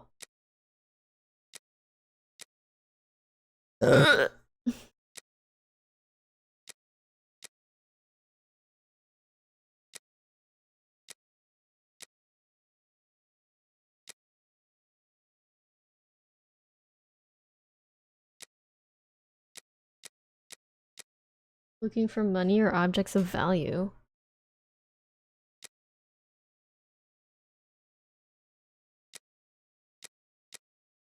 Okay, apparently he's poor.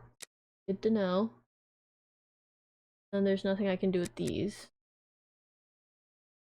Because something is wrong with the timeline, and I don't know how it wants me to feed. Like, I can't move any of these, and none of these do anything. Like, last time there was a knife icon that we placed to say where we thought the murder happened, but this time oh wait, this. I thought that was that. I'm just blind. Okay, cool.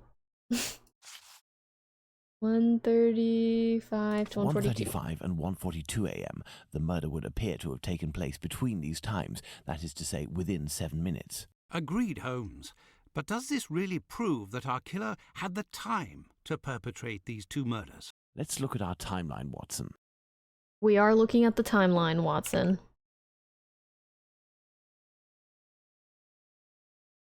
Okay. Sherlock Matsu took 20 minutes to get from Dutfield Yard to Mitre Square. So... Oh. This... There, Watson. Yeah. We are now certain that the murderer really had the time to commit these two murders. Incredible! This spot is making me nauseous. Can we not head back, Holmes? We certainly can't, Watson. We have one final point to address. Do you remember the piece of white apron that was missing just now? It was found just a few steps away from here, at the entrance of a building. That's where we must go. Mm-hmm. What building?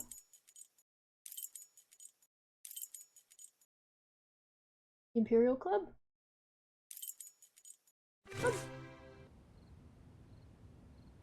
Is it?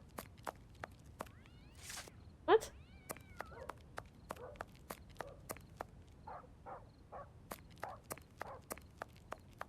Oh, we do have an ad break coming up. We might do that soon.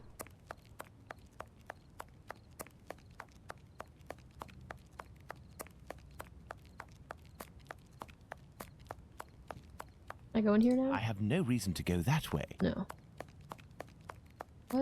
What place do you want me to go to? Closed. What? You opened the map for me and I don't know what you wanted. Let's go. Oh, we're supposed to go to Golston.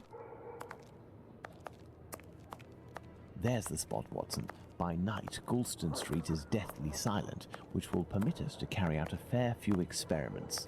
Let's find the entrance where the piece of the victim's apron and the mysterious chalk message were found.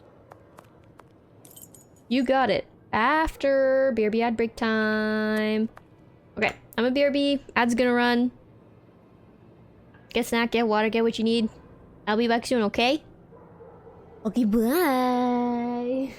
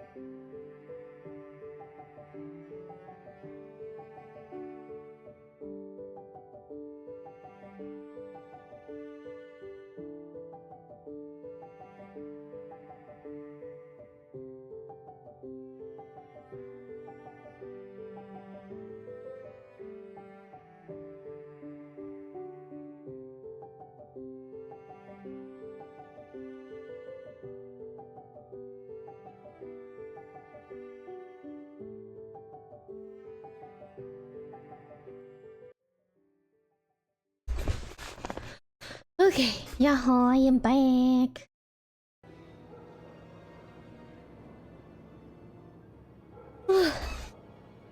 Okay. What are we doing? Oh, there's a bunch of places here. Okay. Look at these signs, Watson. We are in the Jewish High Street.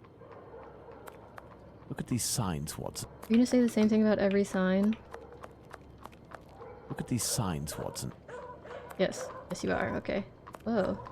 I have no reason to go that way. Then why make it something I can walk into? Huh.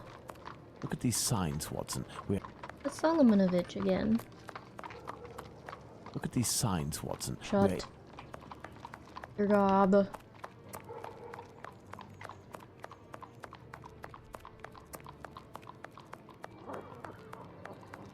Nothing of interest here. Okay, well, how am I supposed to know, man? You're not giving me much to go off of. Look at these signs, Watson. Look at these signs, Watson. We are in the...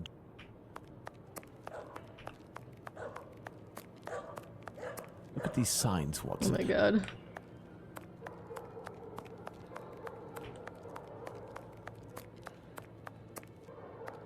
I have no reason to go that way. I have no reason to go that way. Girl, what do you mean? I'm supposed to be able to go into one of them? I have no reason to go that way.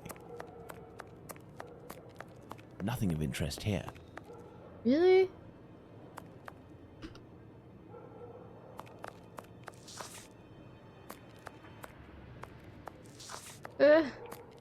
What?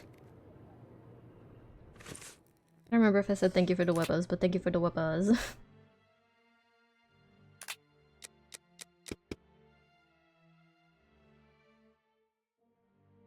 Find the entrance where the piece of the victim's apron and mysterious chalk message were found.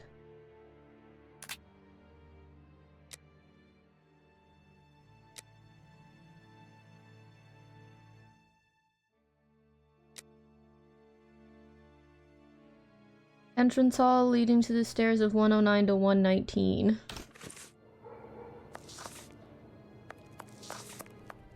No 9 to 119.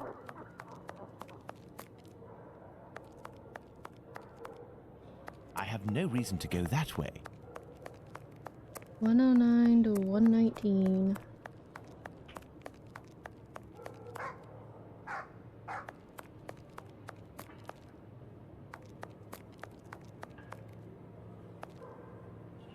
Oh, it says 108 to 119.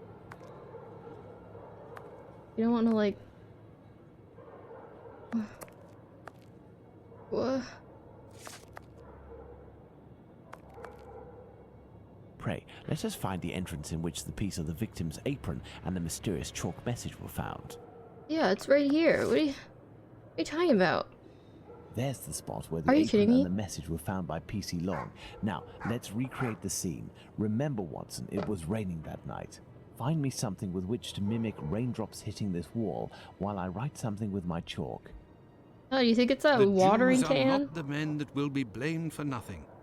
But what does it mean? I think it was the watering can that was in the window box over there. Have you Look. found something for us to pour water from, Watson? Bro, we haven't Find a even... container and some water. Let me remind you that it's nighttime. Didn't even and let the me street look is yet. deserted homes. Even let me look yet. It's right there. A watering can. That's what I need. But I can't reach it. What do I get a boost? A stick! An old wooden pole. A merchant probably threw it out. I got a stick. Kerthunk, kerthunk. What? Why did I move that? What was the reason? A watering can. That's what I... A watering can.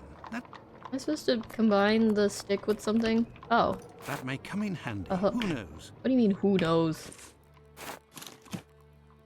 Oh, I need something to put them together with.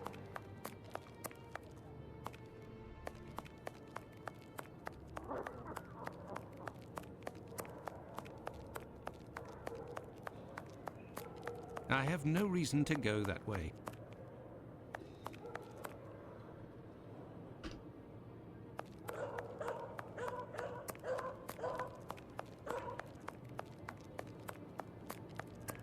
That may come in handy. Who knows? There we go.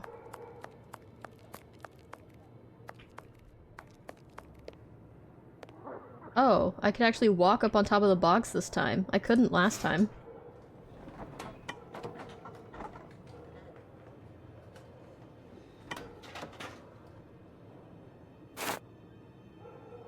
I've got a watering can. But where am I supposed to get water? Oh, this barrel. Water. Water. Have you found something for us to pour water from, Watson? Yes, I have, Holmes. And now I am Holmes again. What does he want me to do? If this message were written by the killer, then it would have been lying in this entrance for up to 35 minutes before being discovered. Let's find out in what state it must have been.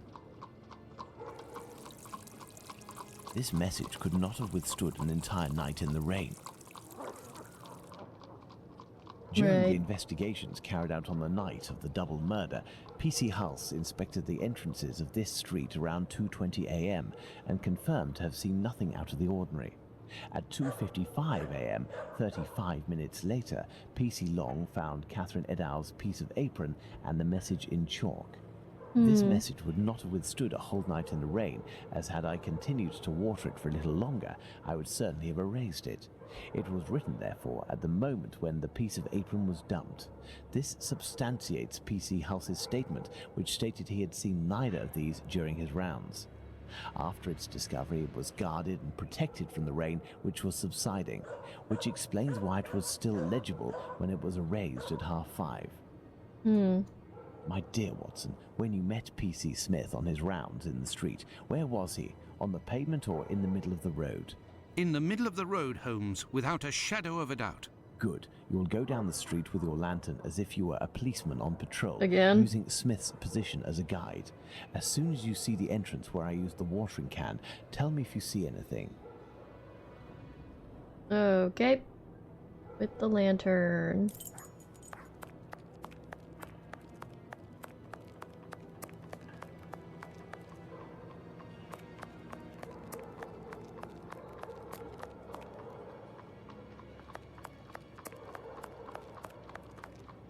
Oh. Was I looking the wrong way?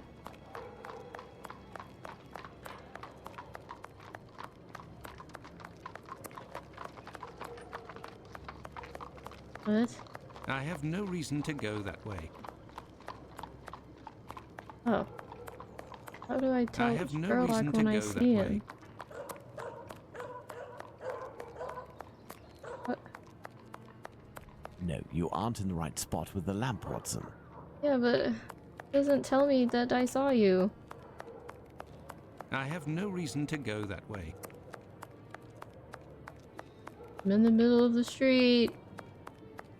This isn't really working.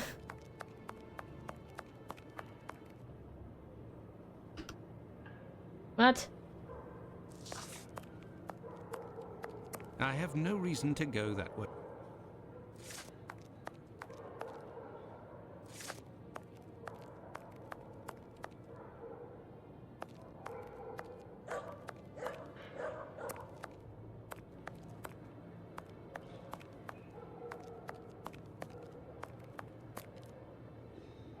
What? How am I supposed to do this?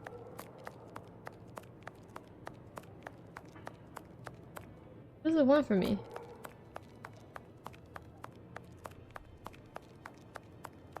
Because from this direction I can't see him.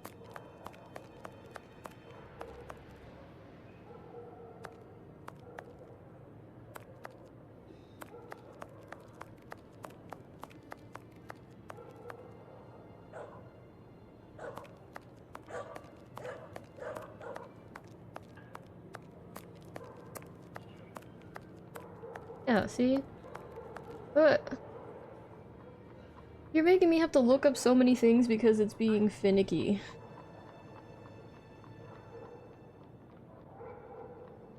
We're at Golston Street.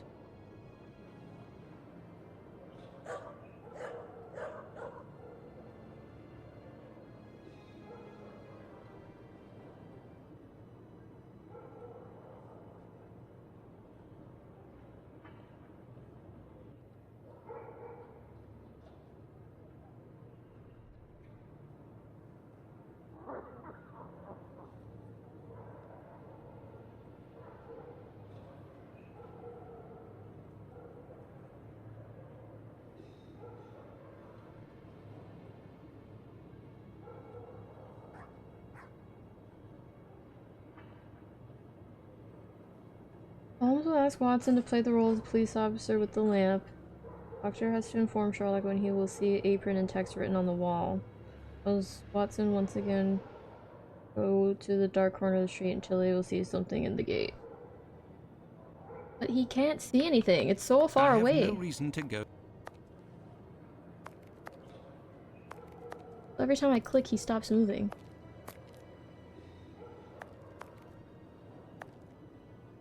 What?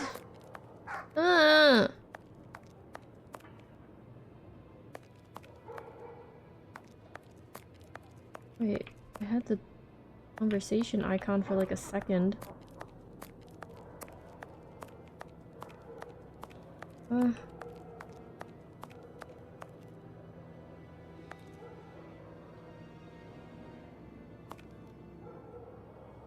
No, you aren't in the right spot with the lamp, Watson.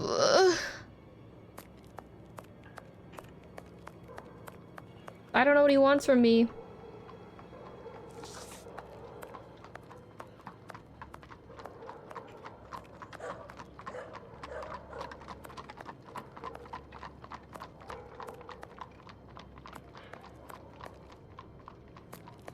I have no reason to go that way. Okay, the reason is this isn't working.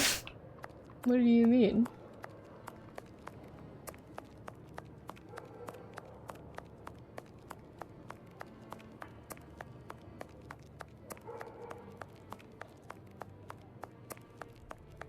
I have no reason to go that way.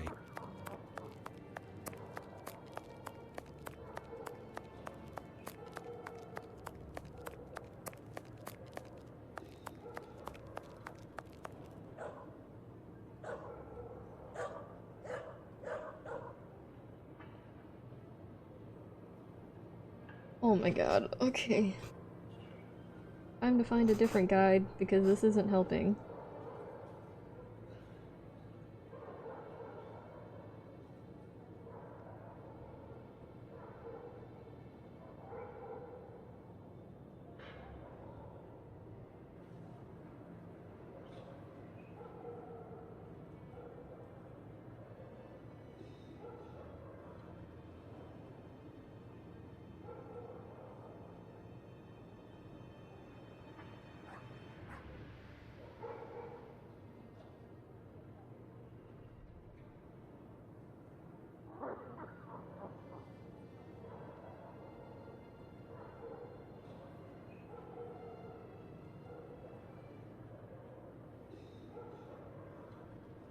Okay, that's not actually a guide, it just told me it was a guide, and it's just like, you ever played this game? Blah blah blah. Like, yeah. Yep, I'm playing it right now. That's what I'm doing.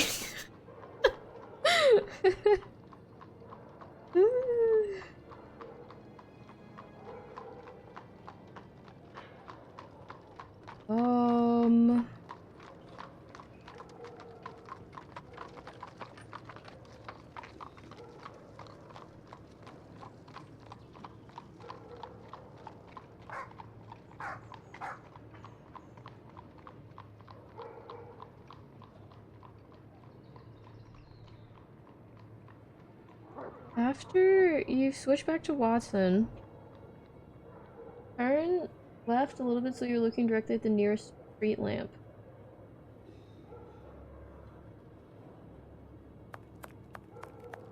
Street lamp. I have no reason to go that way. This street lamp? What?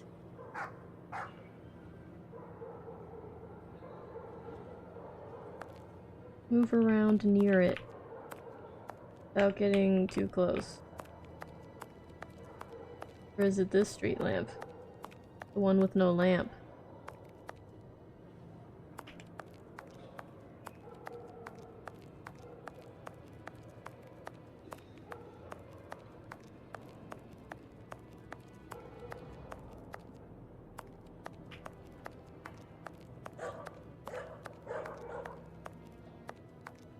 What?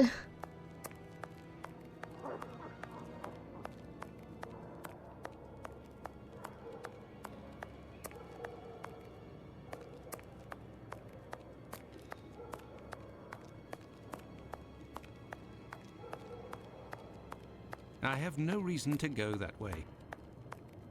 What the heck? This is not working. There, Holmes. From here, I can see something written.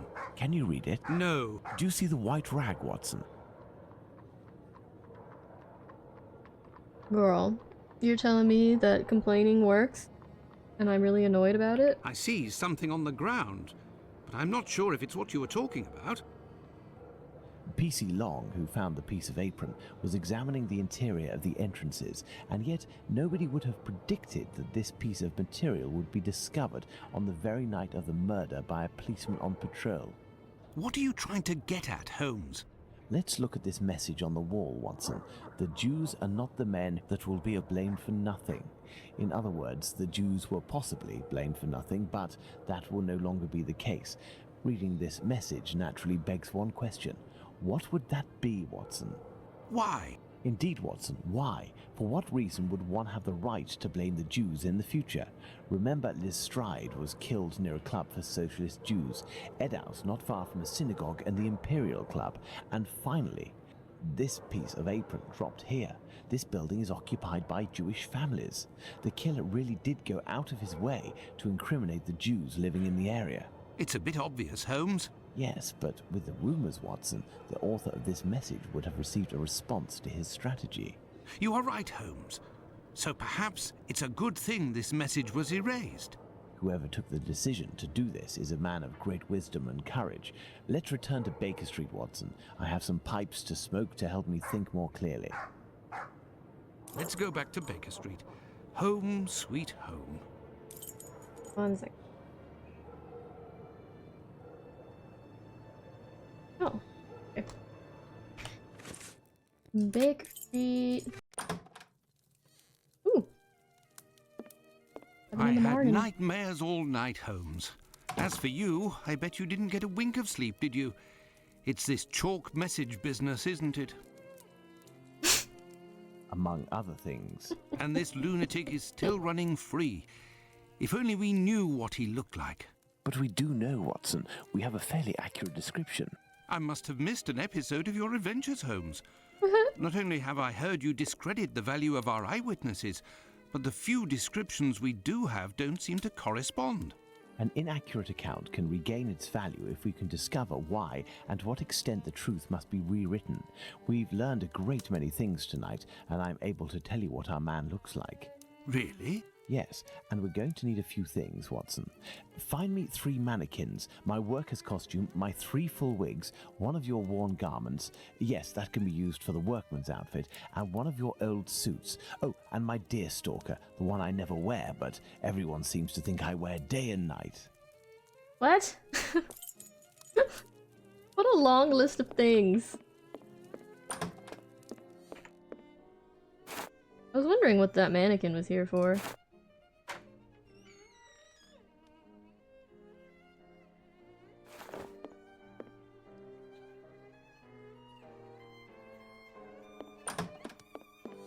We shall place our mannequins here, Watson.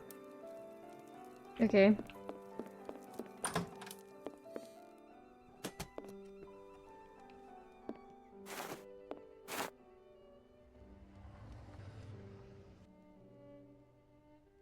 You made me open this empty drawer? It opened so slowly. Why would you do that? A wig. This will come in.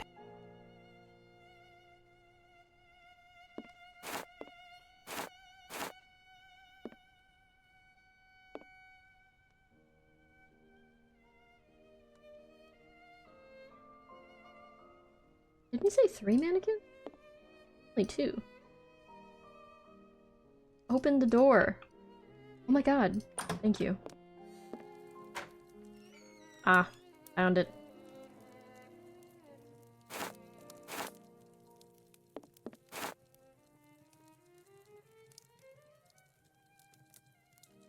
So, as for one of the murders, we have no witnesses whatsoever.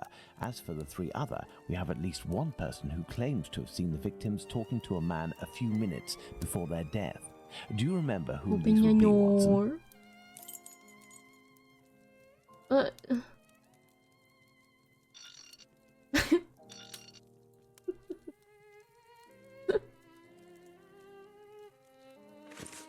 Um...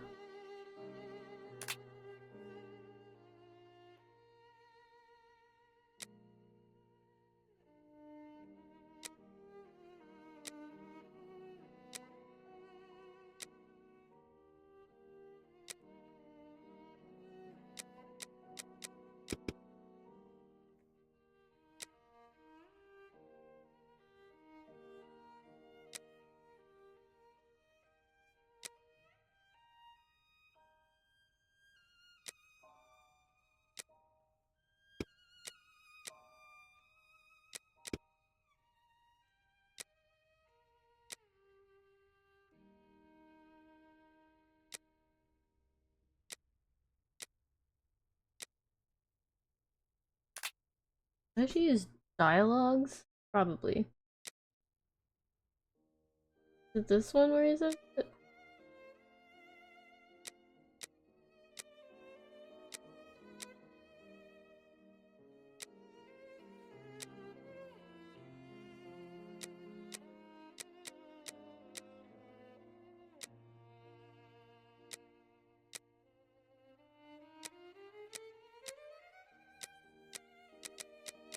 Yeah, 5'7", like complexion, mustache.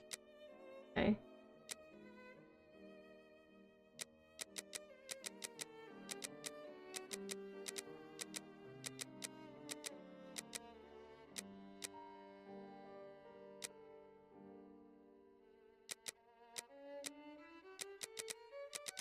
This is all just Sherlock.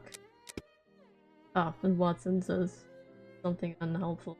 Oh, the constable, I think, gave us some information, right?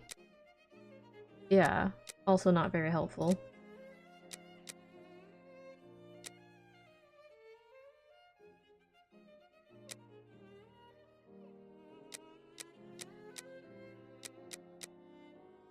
Yahoo Blopper, how are you?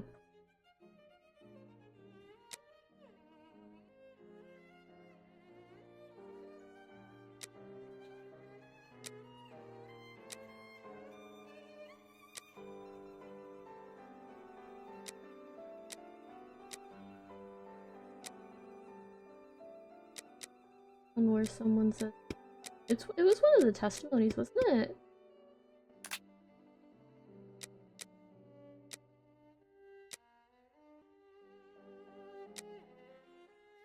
Yeah, this one. Okay. Bravo, Watson.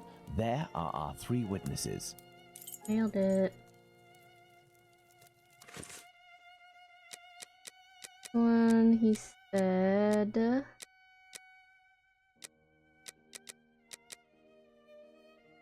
5'7", mustache, loose dark gray jacket, gray cap. So much information. There is an error, Watson. Let's reread Abraham's testimony. Did you not say 5'7"? I completely just... Yeah, 5'7", mustache, jacket, gray cap, red scarf.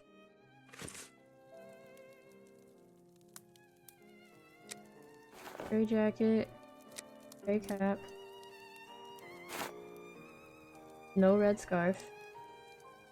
I need a mustache. I don't know which mustache. He didn't say anything about the age, did he?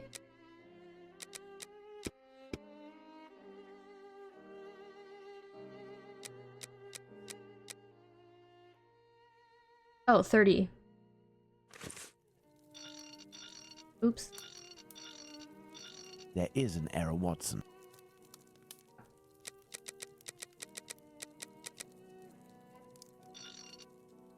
There is an error, Watson. Let's reread Abraham's testimony. What's the error? 5730.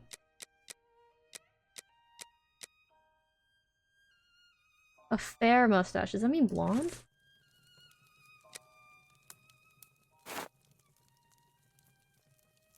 What? Want this one? Ugh. I think it's this one, but it's not.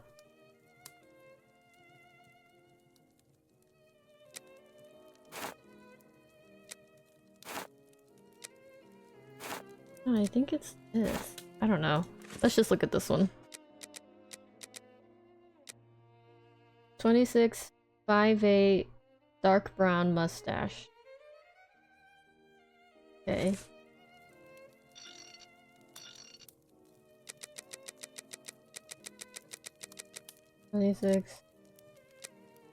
Brown mustache.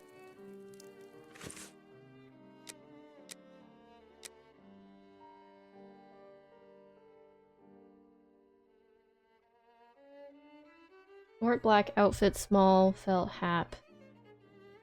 A white collar.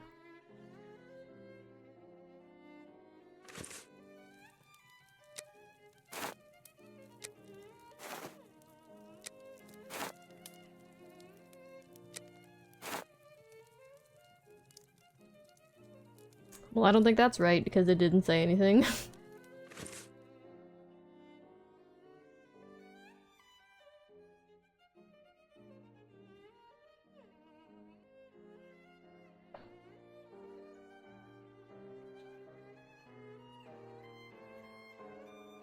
Years old and a little taller than 5'3".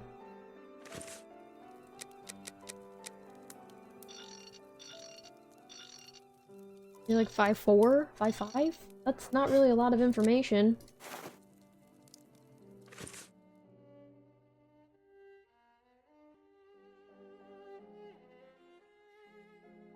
Oh, this is the hat.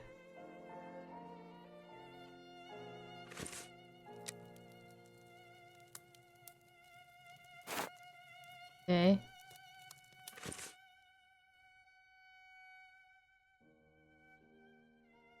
Dark hair and mustache.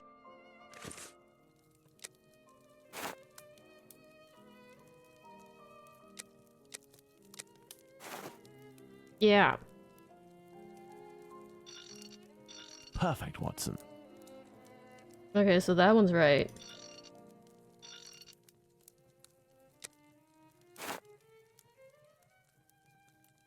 Oh, this one had a felt cap, right?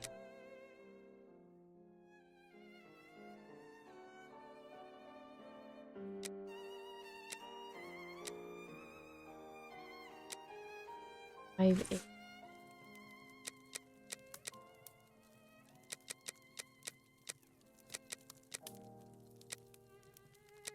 Hmm.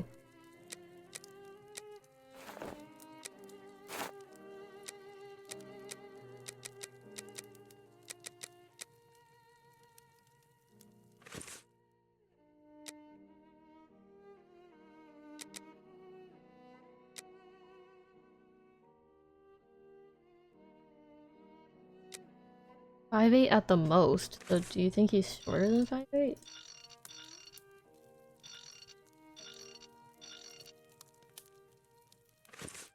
Oh.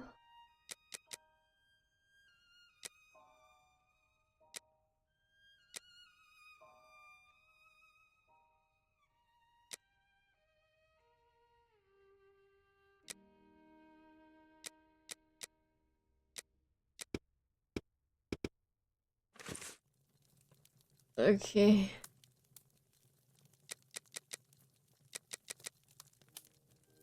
Well, okay.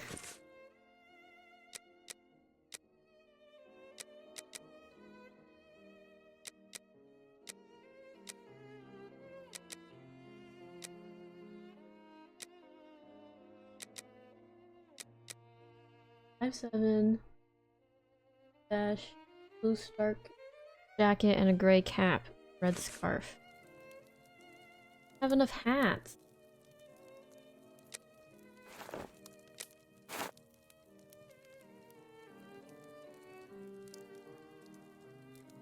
What am I doing wrong?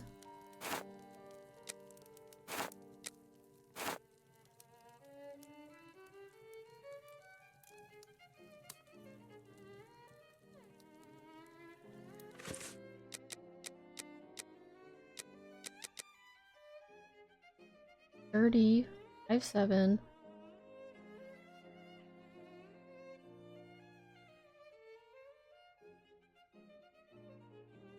Gray cap.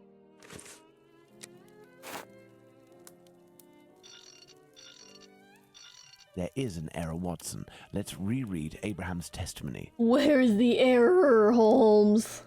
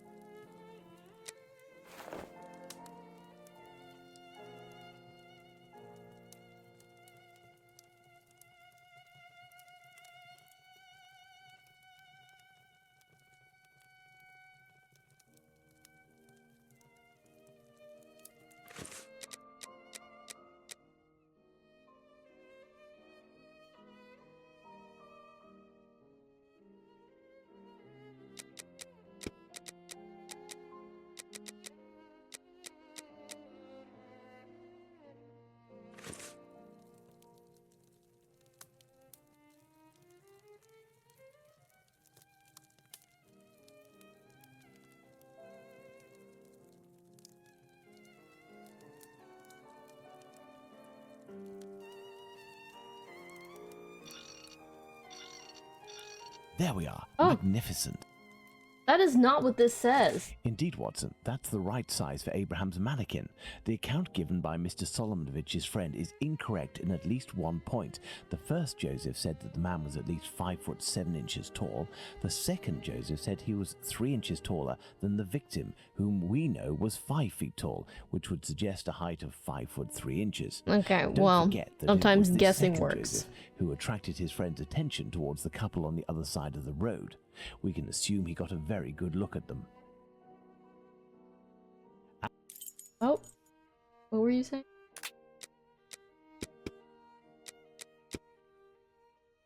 As for young PC Smith's account, he must have been mistaken about the person's real height. It is only an inch or two after all, but we can attribute the same height as the other two.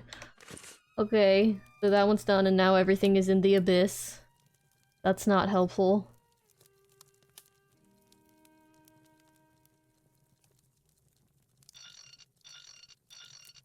Me just... I just put this at 5'3", and then we just... That didn't work. Yeah, Hotel said, thank you so much for the hydrate. I will. How are you? I'm gonna save and reload. There we go. Okay.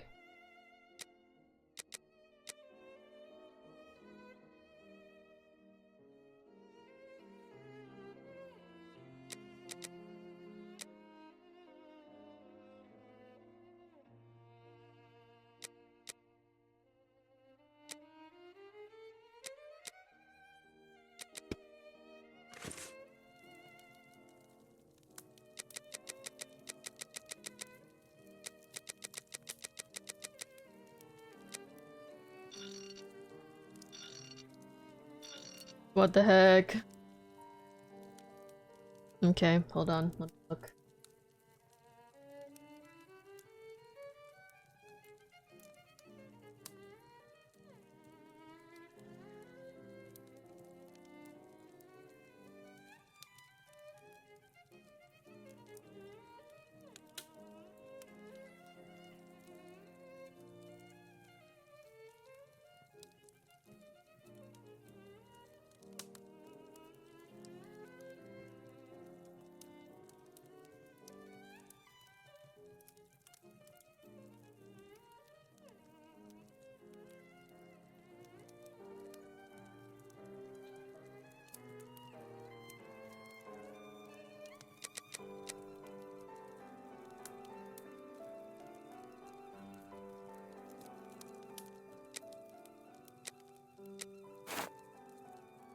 I have? Oh, I need to put this hat in it, but I can't take that hat. Am I supposed to have another hat?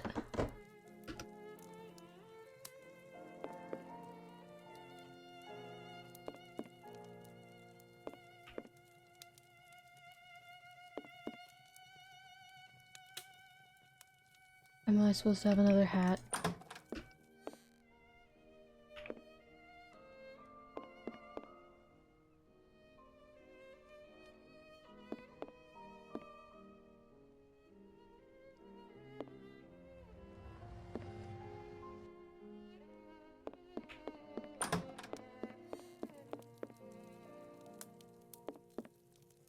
The poster. Oh, here.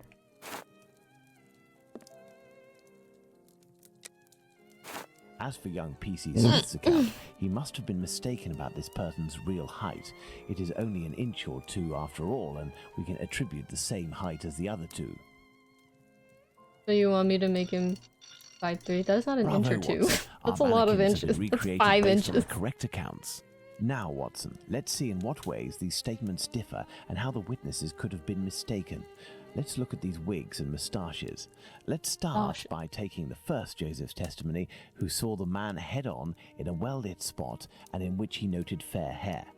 Now, let's consider the same person, but in the lighting and angle of the other two witnesses, in the darkness of night with poor artificial lighting from above. Put out the light, Watson. Wait, I actually know where it is. Thus, poor lighting and a backlit subject can affect our perception of shades and colours.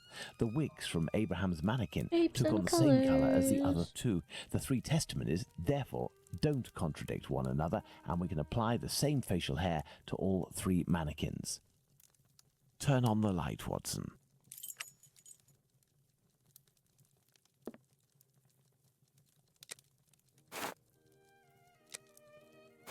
Yes, I have, Holmes. Well done, Watson. With regards to the murderer's hair, the three witnesses should agree on Abraham's testimony. As Joseph is the only one who saw our man in full light, his hair must therefore be fair. You see, Watson, it is hard to draw objective conclusions when one is an eyewitness to an event. This leads us to reconsider the various statements regarding the supposed age of the man. Even if you are face to face with someone in full light and for a period of several hours, to what extent can you determine their exact age? And even more so if you observe them for only a few seconds and or from behind. We must allow some flexibility when considering our witnesses' statements, but always scientific flexibility. Okay. So what do you want me to do about that? Now that we have fully considered the witness accounts, let's see to what extent they agree. If we apply the range of error for each of our dummies, we can deduce the age of our murderer as precisely as possible. Oh, so you want to like... What?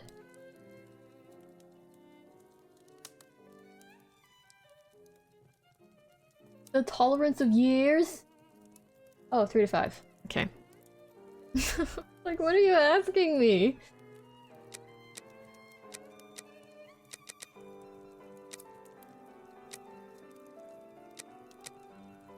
Wait, what is it asking me?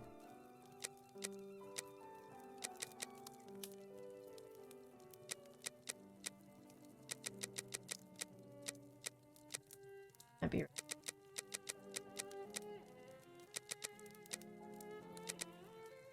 Not that. Oh wait, below probably, huh? I don't know.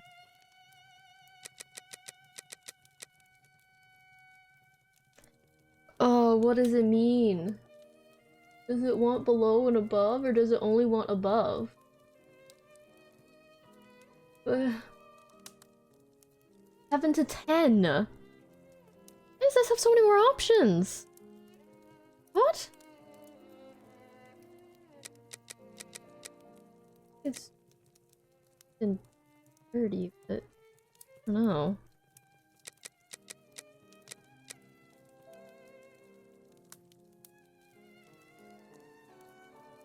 me if I'm right or wrong, and that's concerning.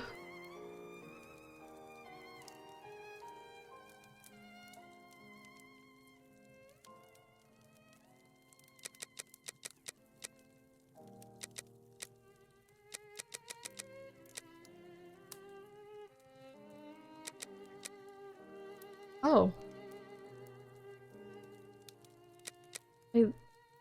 Excellent. Now, on to the next step.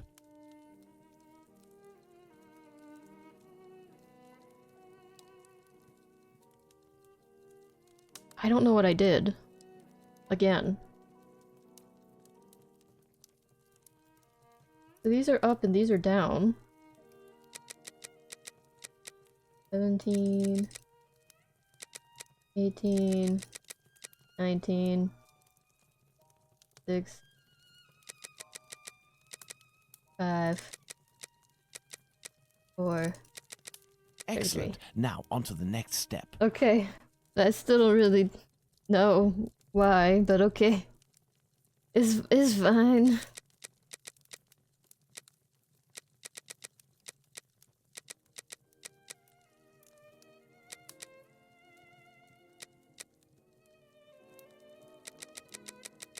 Oh, wait.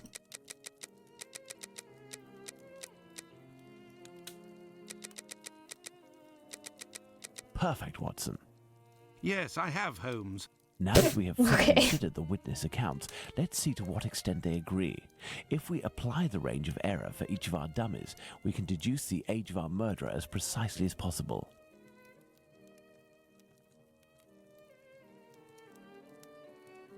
Yeah, but what are you asking me to do for the number? Like, it's not picking the middle number.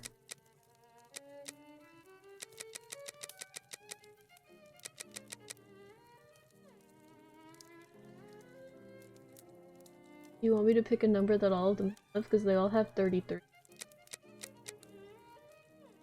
that what you're asking me? Perfect, Watson. Within a margin of 1 year, Watson, the age of our murderer is 33 years. So why did I have to man pick it described for by all three Smith mannequins? was dressed respectably, whereas the other two were poorly dressed. Indeed, but Whitechapel's respectively could quite easily describe the Sunday bests that all lower-class men own. Now, let's place ourselves in the shoes of Liz Stride's killer. He has just slain his victim and sees Louis Diemschutz discover her body. Our killer is at great risk if he stays in the area. He therefore gets away from this spot. But he wants to kill again. However, he might have been spotted in the area before having committed the murder by a constable on his round, perhaps, who managed to get his description. What do you think the killer will do?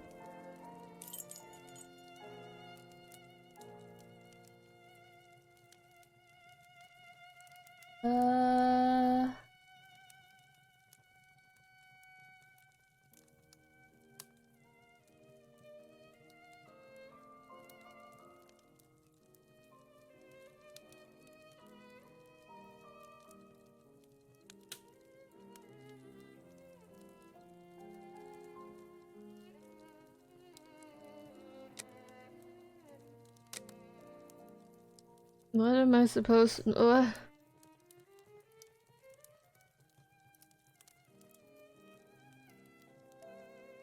No, Watson. No, that's not it. No, that's not it. No, Watson. No, that's not it. No, that's not it. No, Watson. No, Watson. No, that's not it.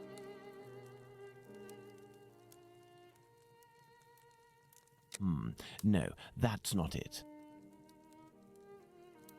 Like, unclick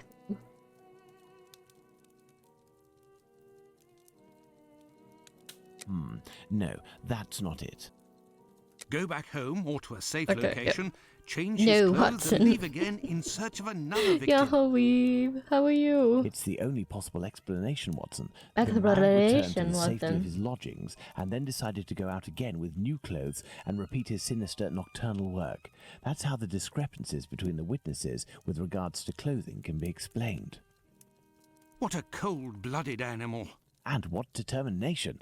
Powerful motives are pushing this man. Thus, we can conclude that the respectable man with the package may very well have been seen by the two Josephs. Even if it is just a mannequin, it's giving me goosebumps. But have we really made any progress, Holmes? I mean, there must be thousands of men in Whitechapel who match this description, wouldn't you say? You're right, Watson. We have worked on who, now let's work on where. We need a map of Whitechapel, and please also find me a pencil, 2 compasses, one of which can draw ellipses.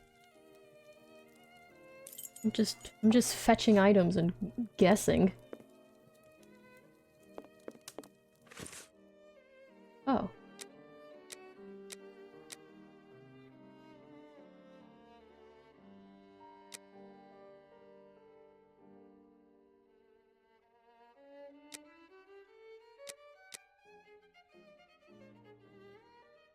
Okay, cool.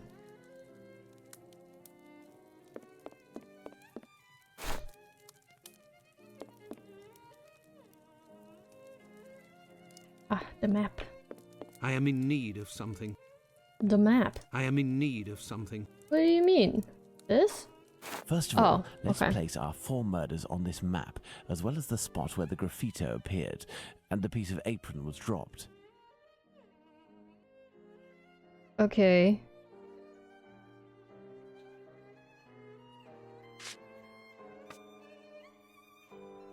Polly Nichols? Which one was Polly Nichols?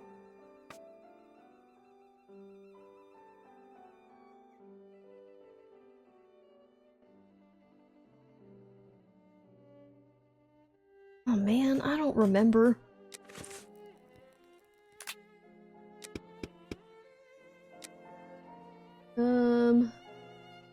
Shadows.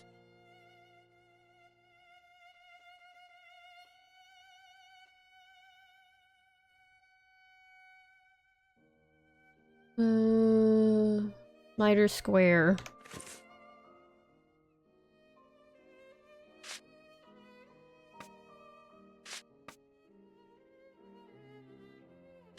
Snyder Square. Okay. When my coworkers let me eat some of her carrots today, that was the highlight of my day. Oh no. That's nice though. So Dutfield Yard is for Liz Stride.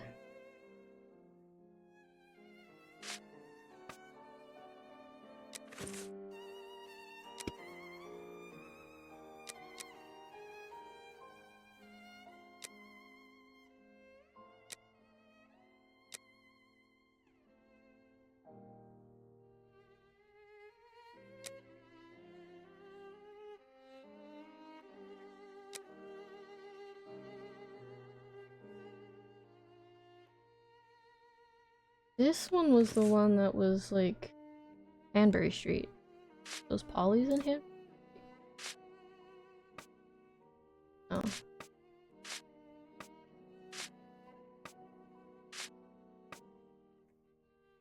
The graffito was in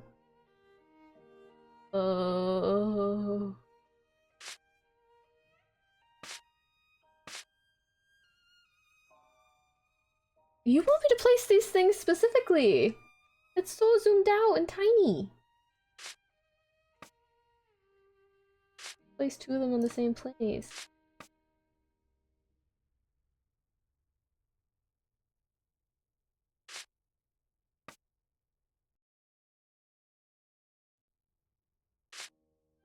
Did she not go there at all? Yeah.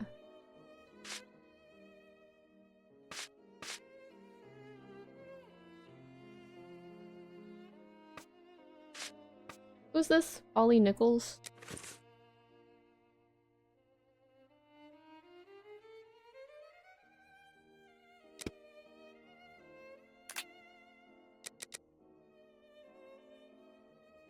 Polly Nichols. I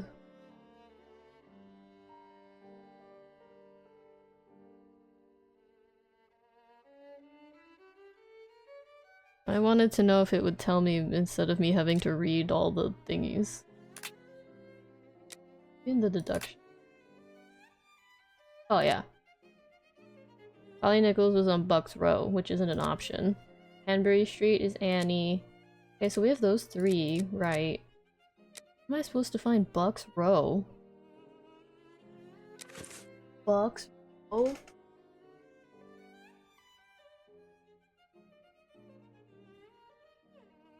Nah, there's no way it actually wants me to do that, right?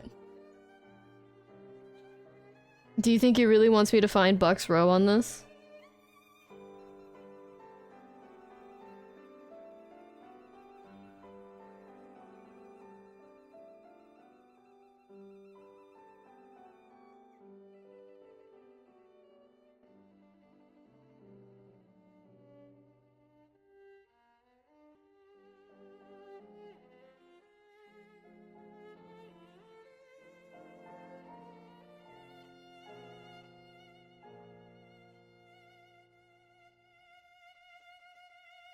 Place 5 little green symbols.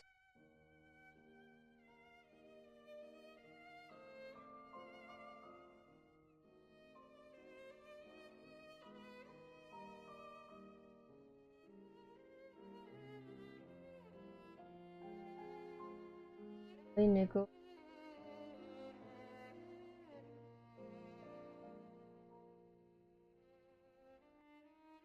Oh. This is Bucks Row. Perfect, Watson. Let's connect each crime I didn't scene see to the one it. This out of the map is others so that is busy the looking. furthest. What do you say? Connect the dots?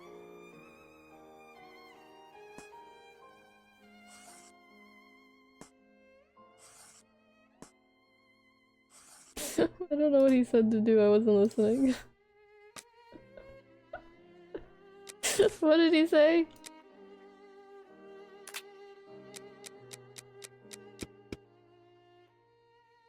It doesn't always tell me things.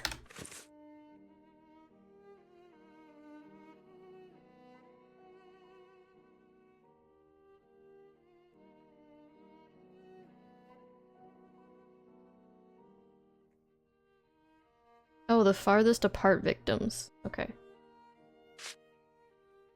These two. And these two? You see, Watson, the murders aren't grouped together, but seem to be spread out like cardinal points around a central zone. The killer obviously wanted to avoid returning to the previous scenes of his crimes, assuming that they would be more closely watched, or that he could be recognized. So the killer lives at the centre of this cross?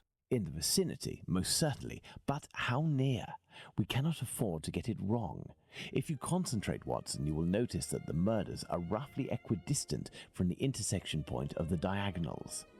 Let's focus on the night of the double murder. Remember, Watson, it took us 20 minutes to get from Dutfield's Yard to Mitre Square. Let's draw a line from one to the other. Field Yard to Mitre Square? Perfect. We didn't make the trip as the crow flies, but that would not harm our estimate. Let's suppose the killer left Dutfield's Yard at 1 a.m. and arrived in Mitre Square at 1:35 a.m. when he was seen by the two Josephs.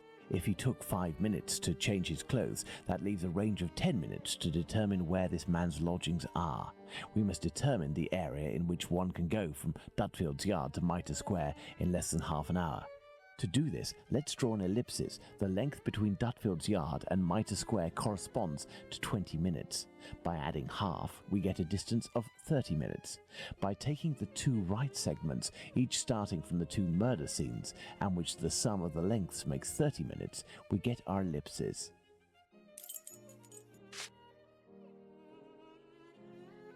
What? Oh. Oh. Oh. No, no, no, no.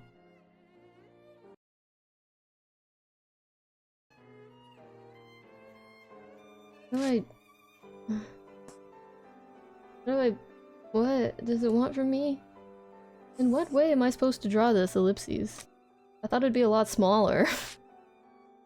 It is not.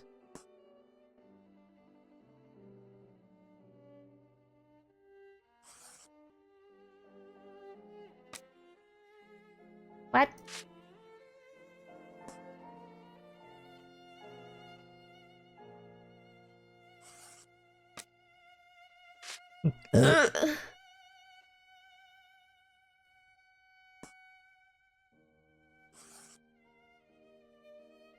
Bruh.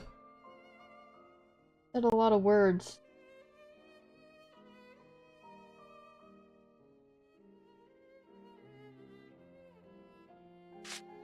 Point the pencil to the approximate midpoint of the green line. Oh.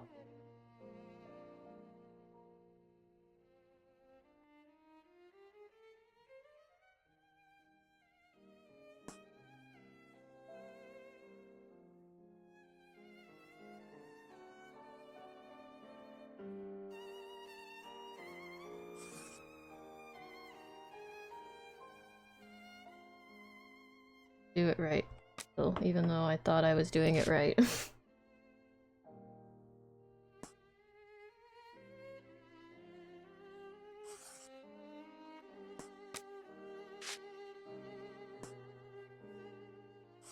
Ah.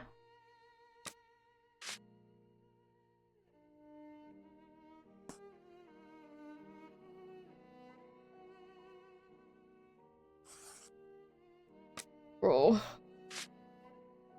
This is the approximate midway point, but it's hard to tell because the lines on the map are so busy. Like this, hopefully. That still isn't the answer. Oh my god. Sherlock. Heck.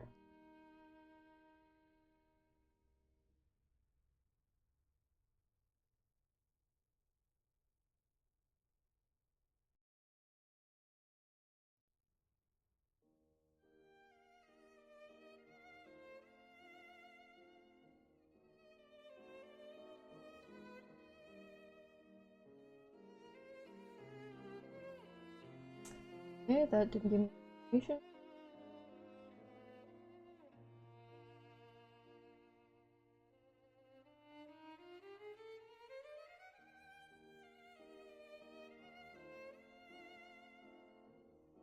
Oh, it says some people had an issue with it being too small. I thought mine was too big.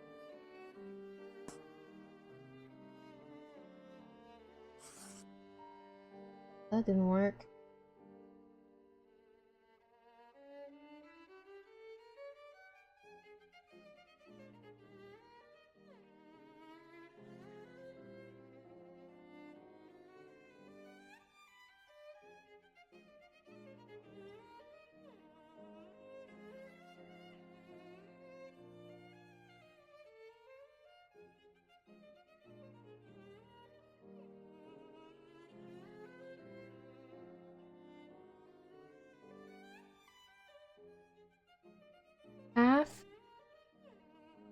Half the distance from the middle line, larger than the distance to the endpoints. What?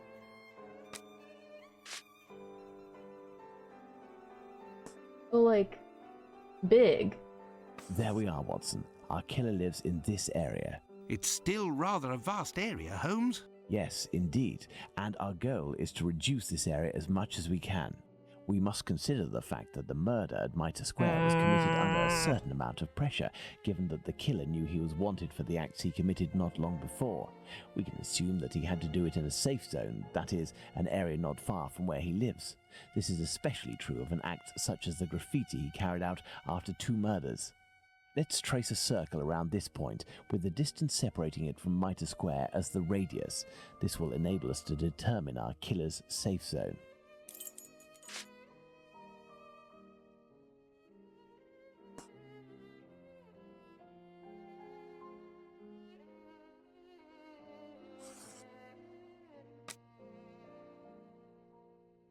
Using what? The distance from here to here?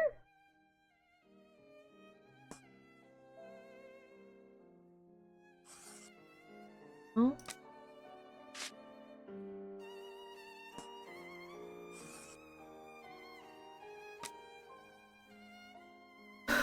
Okay. Okay.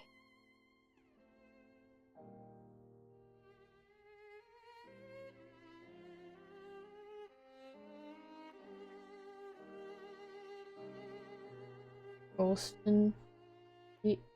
Oh, this is the center? Here? Oh, to include miter. Our killer must surely live inside this circle.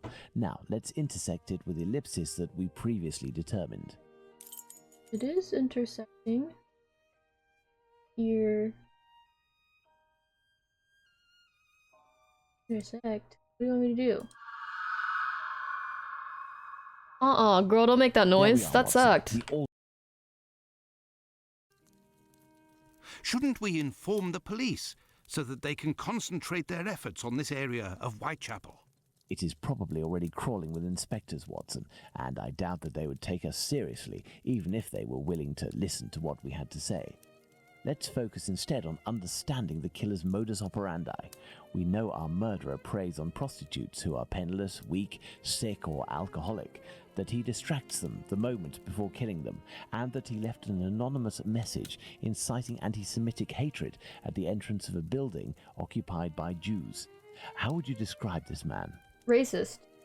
What a coward. Indeed. Okay, he's a that person too. of great cowardice.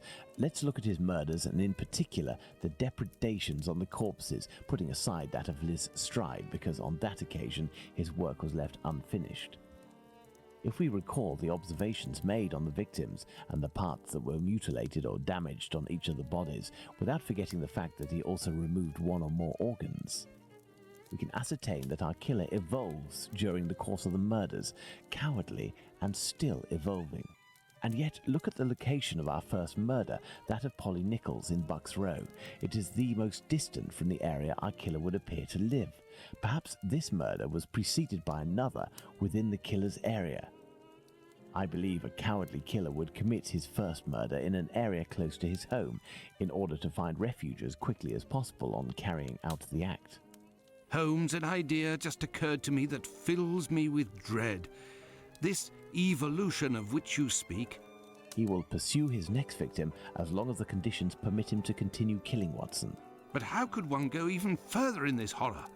Look at what he did to that woman, Catherine Eddowes. In order to avoid having to answer that question, we must act with haste and planning. Watson, I suggest you inform yourself on the mutilations sustained by the victims. We played with the idea that this could be an act of vengeance against prostitutes. If the mutilations correspond to areas affected by a specific pathology, perhaps the killer wanted to give an eye for an affliction he felt the prostitutes he knew were responsible for. And this trail leading to Dr. Tumblety, Holmes? I also have a few things to look into in the meantime. I still have a primary witness to track down, not to mention old trails I've yet to pursue. See you soon, Watson. When we first spoke about the Bucks Row murder with Watson, he was reading a newspaper, The Star, dated September 1st, 1888, I believe, which mentioned similar murders in the preceding months. I have no chance of finding the police reports, but perhaps I could find some information at the Central News Agency. I must go there at once. Afterwards, I'll go back to see Abraham, the owner of the pet shop in Whitechapel.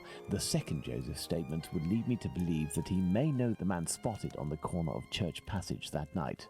If that's the case, I must find this witness so I can question him. Okay. Well, before we do any of what he just said, we're gonna do a BRB ad break. Because it's BRB ad break time, so I'm gonna BRB, ad's gonna run, and then we will finish this up, because I'm pretty sure we're pretty near the end. So, I'll be right back. Bye!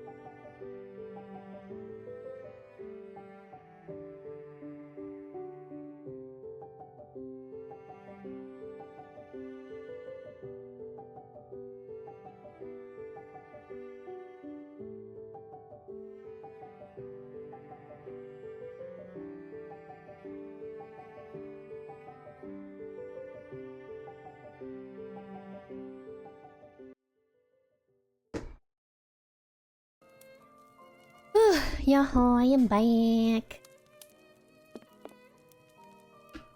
What did it want me to do? Leave? Yeah.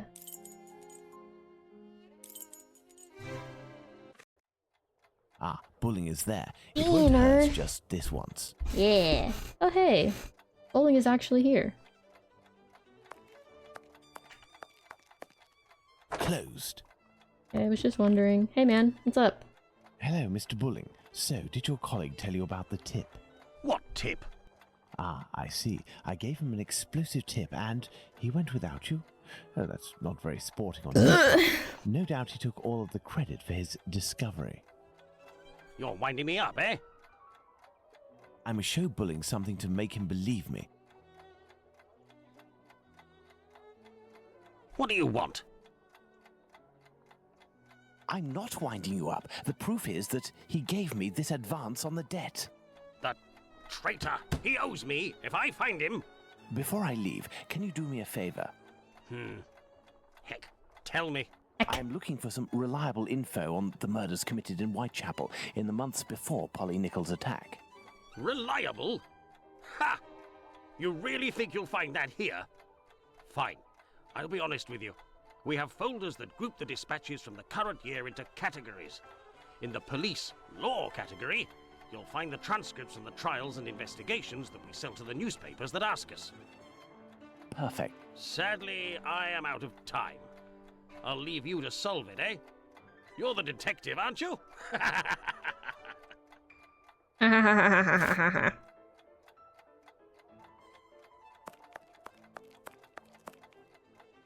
The dossiers are full of papers in dated envelopes. I can't open them. That would be too obvious. How can I tell which compartment to look in? No categories are indicated.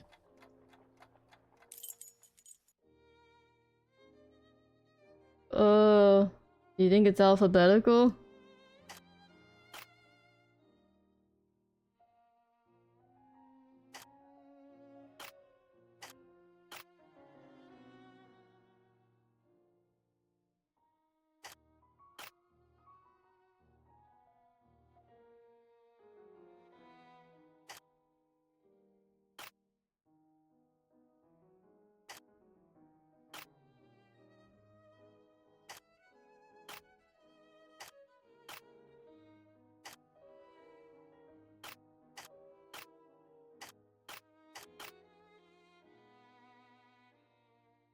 Is it not alphabetical?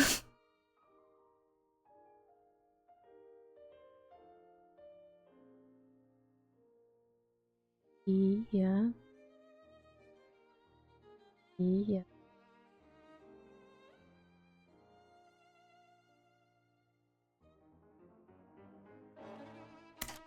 So it's not alphabetical. That was my first guess. Oh wait, can I just reset? Yeah. Oh, that Dewey Decimal fellow? I don't really even know what it means, to be honest. Well, what about front page? They're like... evidence of what I should be sorting by? This compartment was repaired recently. Oh. This compartment was repaired recently. That's an interesting thing to say. So what? An envelope is torn. I can tell that this dispatch contains economic information. Okay. Economy.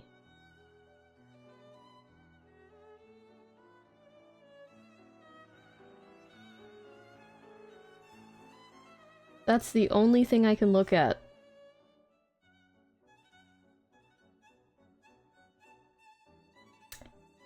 Bruh.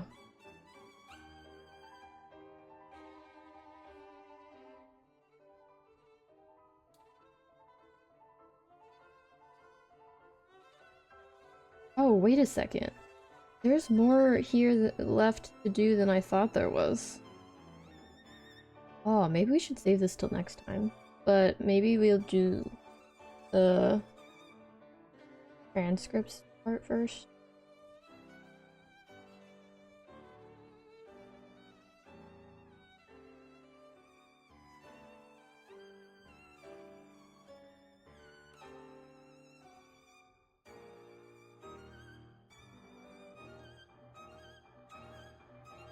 Oh, I have to close it and look around for clues? Oh, there's a bunch. Okay. Letter to Fernand. For my presence on Friday evening at the club, it will be with pleasure because I must get my mind off things or risk falling into a black depression. Just imagine the new laddie still has the favors of that, of Janet. Laddie or lady? But she'll end up forgetting him and giving in to me because I'm not lacking in ideas to get rid of her suitors. Yesterday, I randomly placed a few inventions in science with politics dispatches. After all, they are always harebrained items. Given that the compartments are one on top of the other, it could have easily passed as one of the new lad's errors. And as anticipated, he was called in by the boss. Okay, so the rest of that doesn't really matter.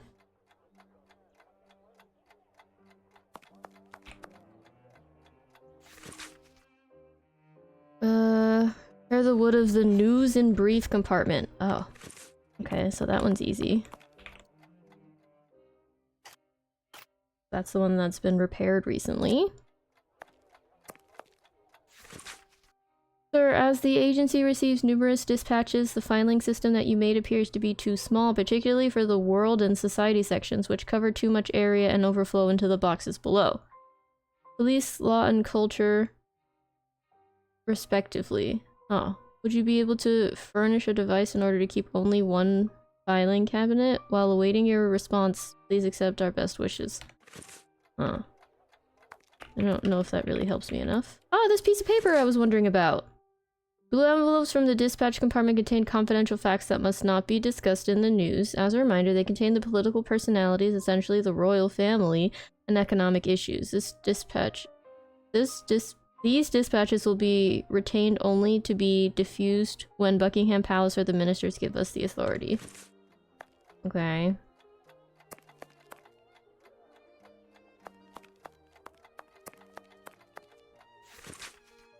My dear George, your little brother has had some misfortune. My first week of work was very grueling. First, I was given a spot far from the stove and I am very cold in the morning. Next, I have to sort through the dispatches, the most tedious and boring work imaginable. Once work is done, I must take each envelope to the journalist in question, who won't even deign to look at me. Finally, at the end of my third day, the boss called me into his office to give me a sermon. Seems I had mixed up the dispatches. I was so worn out that could only protest, half-heartedly. He gave me a second chance, but now I'm in a sticky situation. The only hopeful note comes from my colleague, Miss Filthen, charming young woman who is the only one to give me a smile. She helps me as much as she can and tries to prompt me regarding which compartment I should put my dispatches, because everyone here knows the order of the sections, but no one has bothered to tell me. The lady has so much compassion and slides me notes such as politics and society are on the side, sports is underneath economy. Personalities is at the end of row 2. Oh, okay, so this is the most helpful one so far.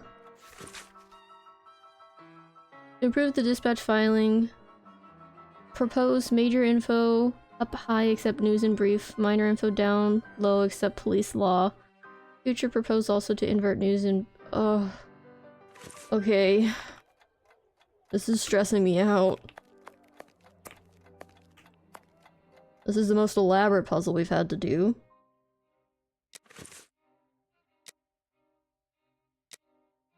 Okay. Personalities is at the end of row... is at the end of the row. Front page news is in the first compartment. See, that's what I thought. Politics? At the end of the row? Oh, personalities is at the end of the row. Because that's already there.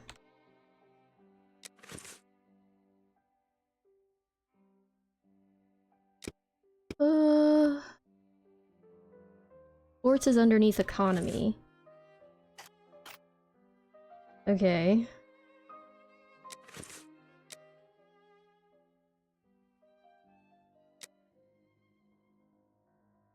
Dispatch compartment contain confidential.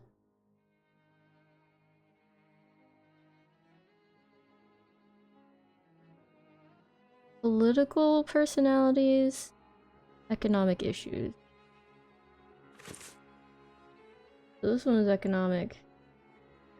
Do you think one of these two is political? Hmm.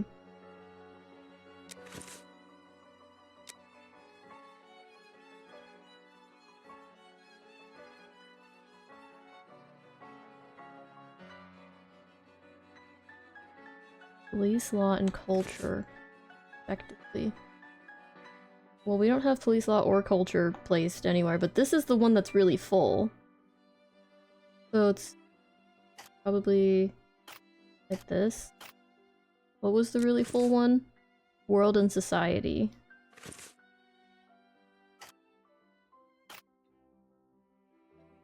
Oh. Probably world, society, police, law, culture. Like that?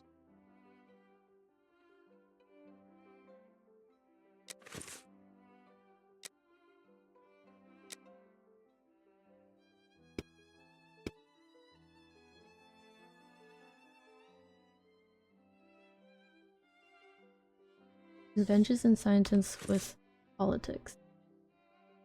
Which neither are there. So, it's probably this then. Well then why would this be that?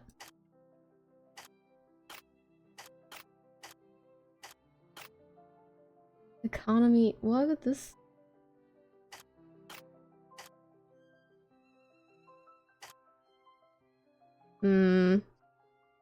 I don't think I did this right.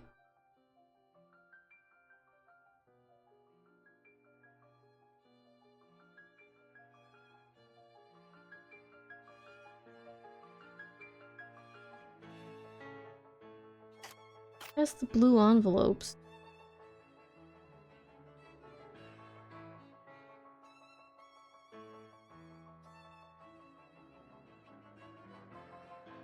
Oh, I guess it's possible that these two and these two are backwards. What did it say again?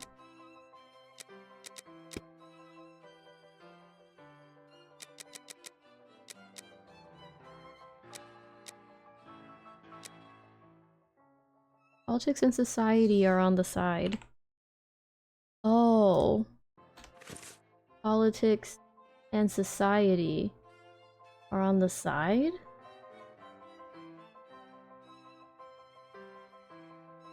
That doesn't make any sense. On the side? Huh.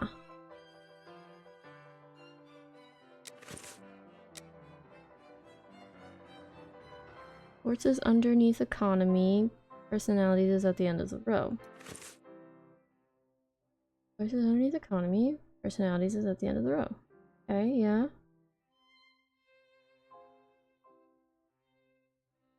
I guess it could be at the front of the row.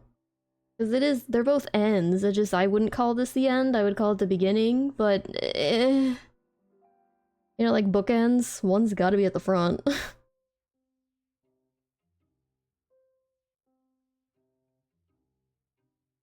And I guess personalities could be confidential if it's like celebrities or the like, you know? Because, like, why would this be personalities? There's only one person. You can't even see it. There's one thing in here. Is it the weather? I don't know. Oh! These envelopes contain dispatches of police and judicial cases.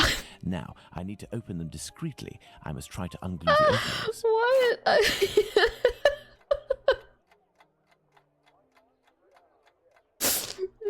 Okay, sometimes guessing works.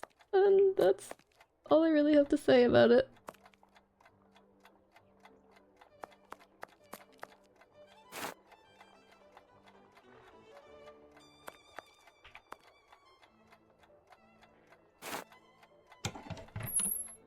I need something. I need something. What do you need? Oh, a bucket. Water. Oh, water. Sorry. Closed. Well then, yeah, I feel very like, oh. There, that will provide me with steam.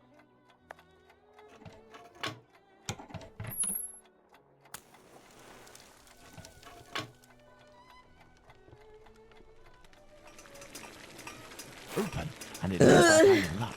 This envelope contains precious information. Alright. Mr. Wynne E. Baxter, the East Middlesex coroner, held an inquiry on Saturday, April 7th, at the London hospital respecting the death of Emma Elizabeth Smith, age 45, a widow, lately living at 18 George Street, Spitalfields, who it was alleged had been murdered. Chief Inspector West of the H Division of Police attended for the Commissioners of Police. Mrs. Mary Russell, deputy keeper of a common lodging house, stated that she had known the deceased for about 2 years. On the evening of Bank Holiday, April 2nd, she left home at 7 o'clock and returned about 4 or 5 the next morning in a dreadful state. Her face and head were much injured, one of her ears being nearly torn off. She told the witness that she had been set upon and robbed of all her money. Witness took her to the hospital, and when passing along Osborne Street, the deceased pointed out the spot where she was assaulted. She said that there were 3 men, but she could not describe them. Mr. George Haslip, house surgeon, stated that when the deceased was admitted to the hospital, she had been drinking but was not intoxicated. She was bleeding from the head and ear and had other injuries of a revolting nature. Witness found that she was suffering from rupture of the peritoneum, which had been perforated by some blunt instrument used with great force. The deceased told him that at 1:30 that morning, she had... Oh, whenever there's large gaps in the typing, it makes it I can't read. She was passing near Whitechapel Church when she noticed some men coming towards her. She crossed the road to avoid them, but they followed, assaulted her, took all the money she had, and then committed the outrage. She was unable to say what kind of instrument it was used, nor could she describe her assailants, except that she said that one was a youth of 19. Death ensued on Wednesday morning, April 4th, through peritonitis set up by the injuries. Margaret Hayes, living at the same address as the deceased, deposed to seeing... Oh my god. This is so long. Seeing Mrs. Smith in company with a man at the corner of Farrant Street and Burdett Road. The man was dressed in a dark suit and wore a white silk handkerchief round his neck. He was of medium height, but witness did not think she could identify him.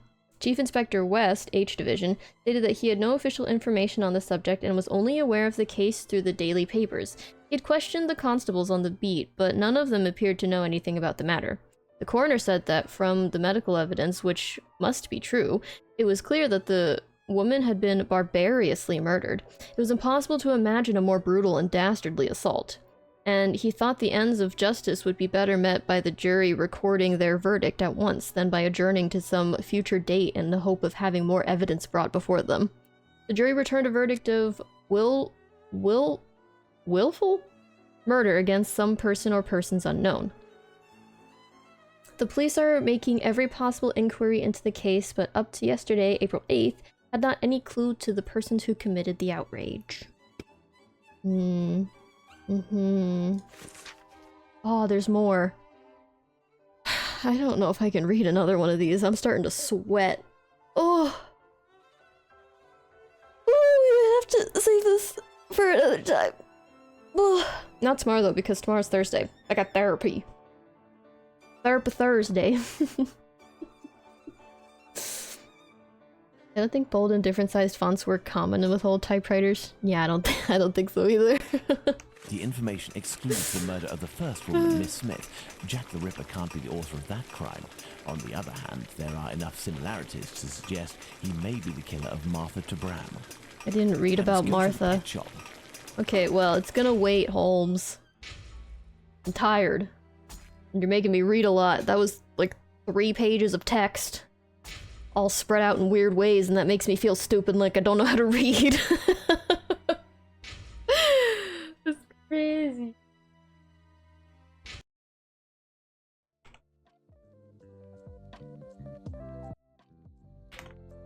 Sorry this is a little bit of an abrupt ending. I was just feeling very overwhelmed by the amount of text and how annoyingly spaced out it was. But thank you all so much for hanging out with me today. I hope you had a good time. I am going to refresh Twitch so we can see who else is streaming.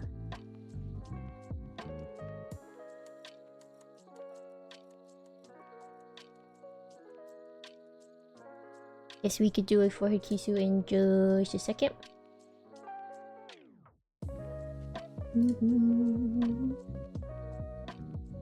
Let's see, let's see.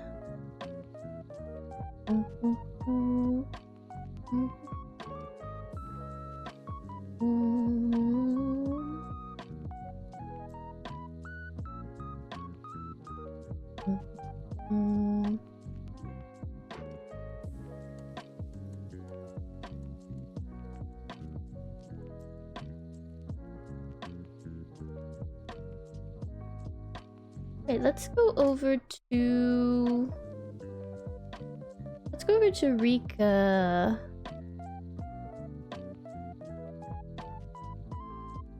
Rika's playing Final Fantasy 14 online.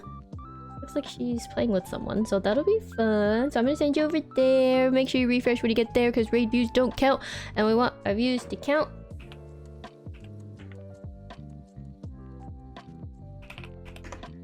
Here are your raid messages. Feel free to use them if you want to, but don't feel like you have to. I'm going to because these are my raid. First one's for follows and the second two are for subs.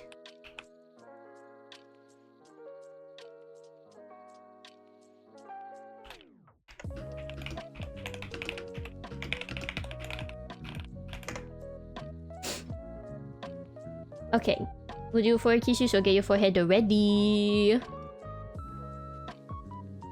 Ready? Here comes. Choo. Choo choo choo choo. Did you get him? Persprig doesn't have a sub, not anymore. And thank you so much for hanging out, Saint and Panther and Weeb and Tulsit and everyone else. I really appreciate it. Thank you, thank you. I will see you all on Friday with Sis, I think. I'll have to confirm since Saturday is Tetris Day. I'll have to check to see if Sis wants to stream on Friday too or just on Saturday. But once I know, you'll see it on Twitter, you'll see it on Discord, you'll see it on Bishki. But until then, have a good time with Rika, okay? Yeah, Tetris Day on Saturday at 4 p.m. EST. Among all of the other times for the various time zones that I will not be listing out right now because I don't feel like doing math. I just had to read a bunch of text. Okay, bye. Yeah, all the time zones. Okay, bye.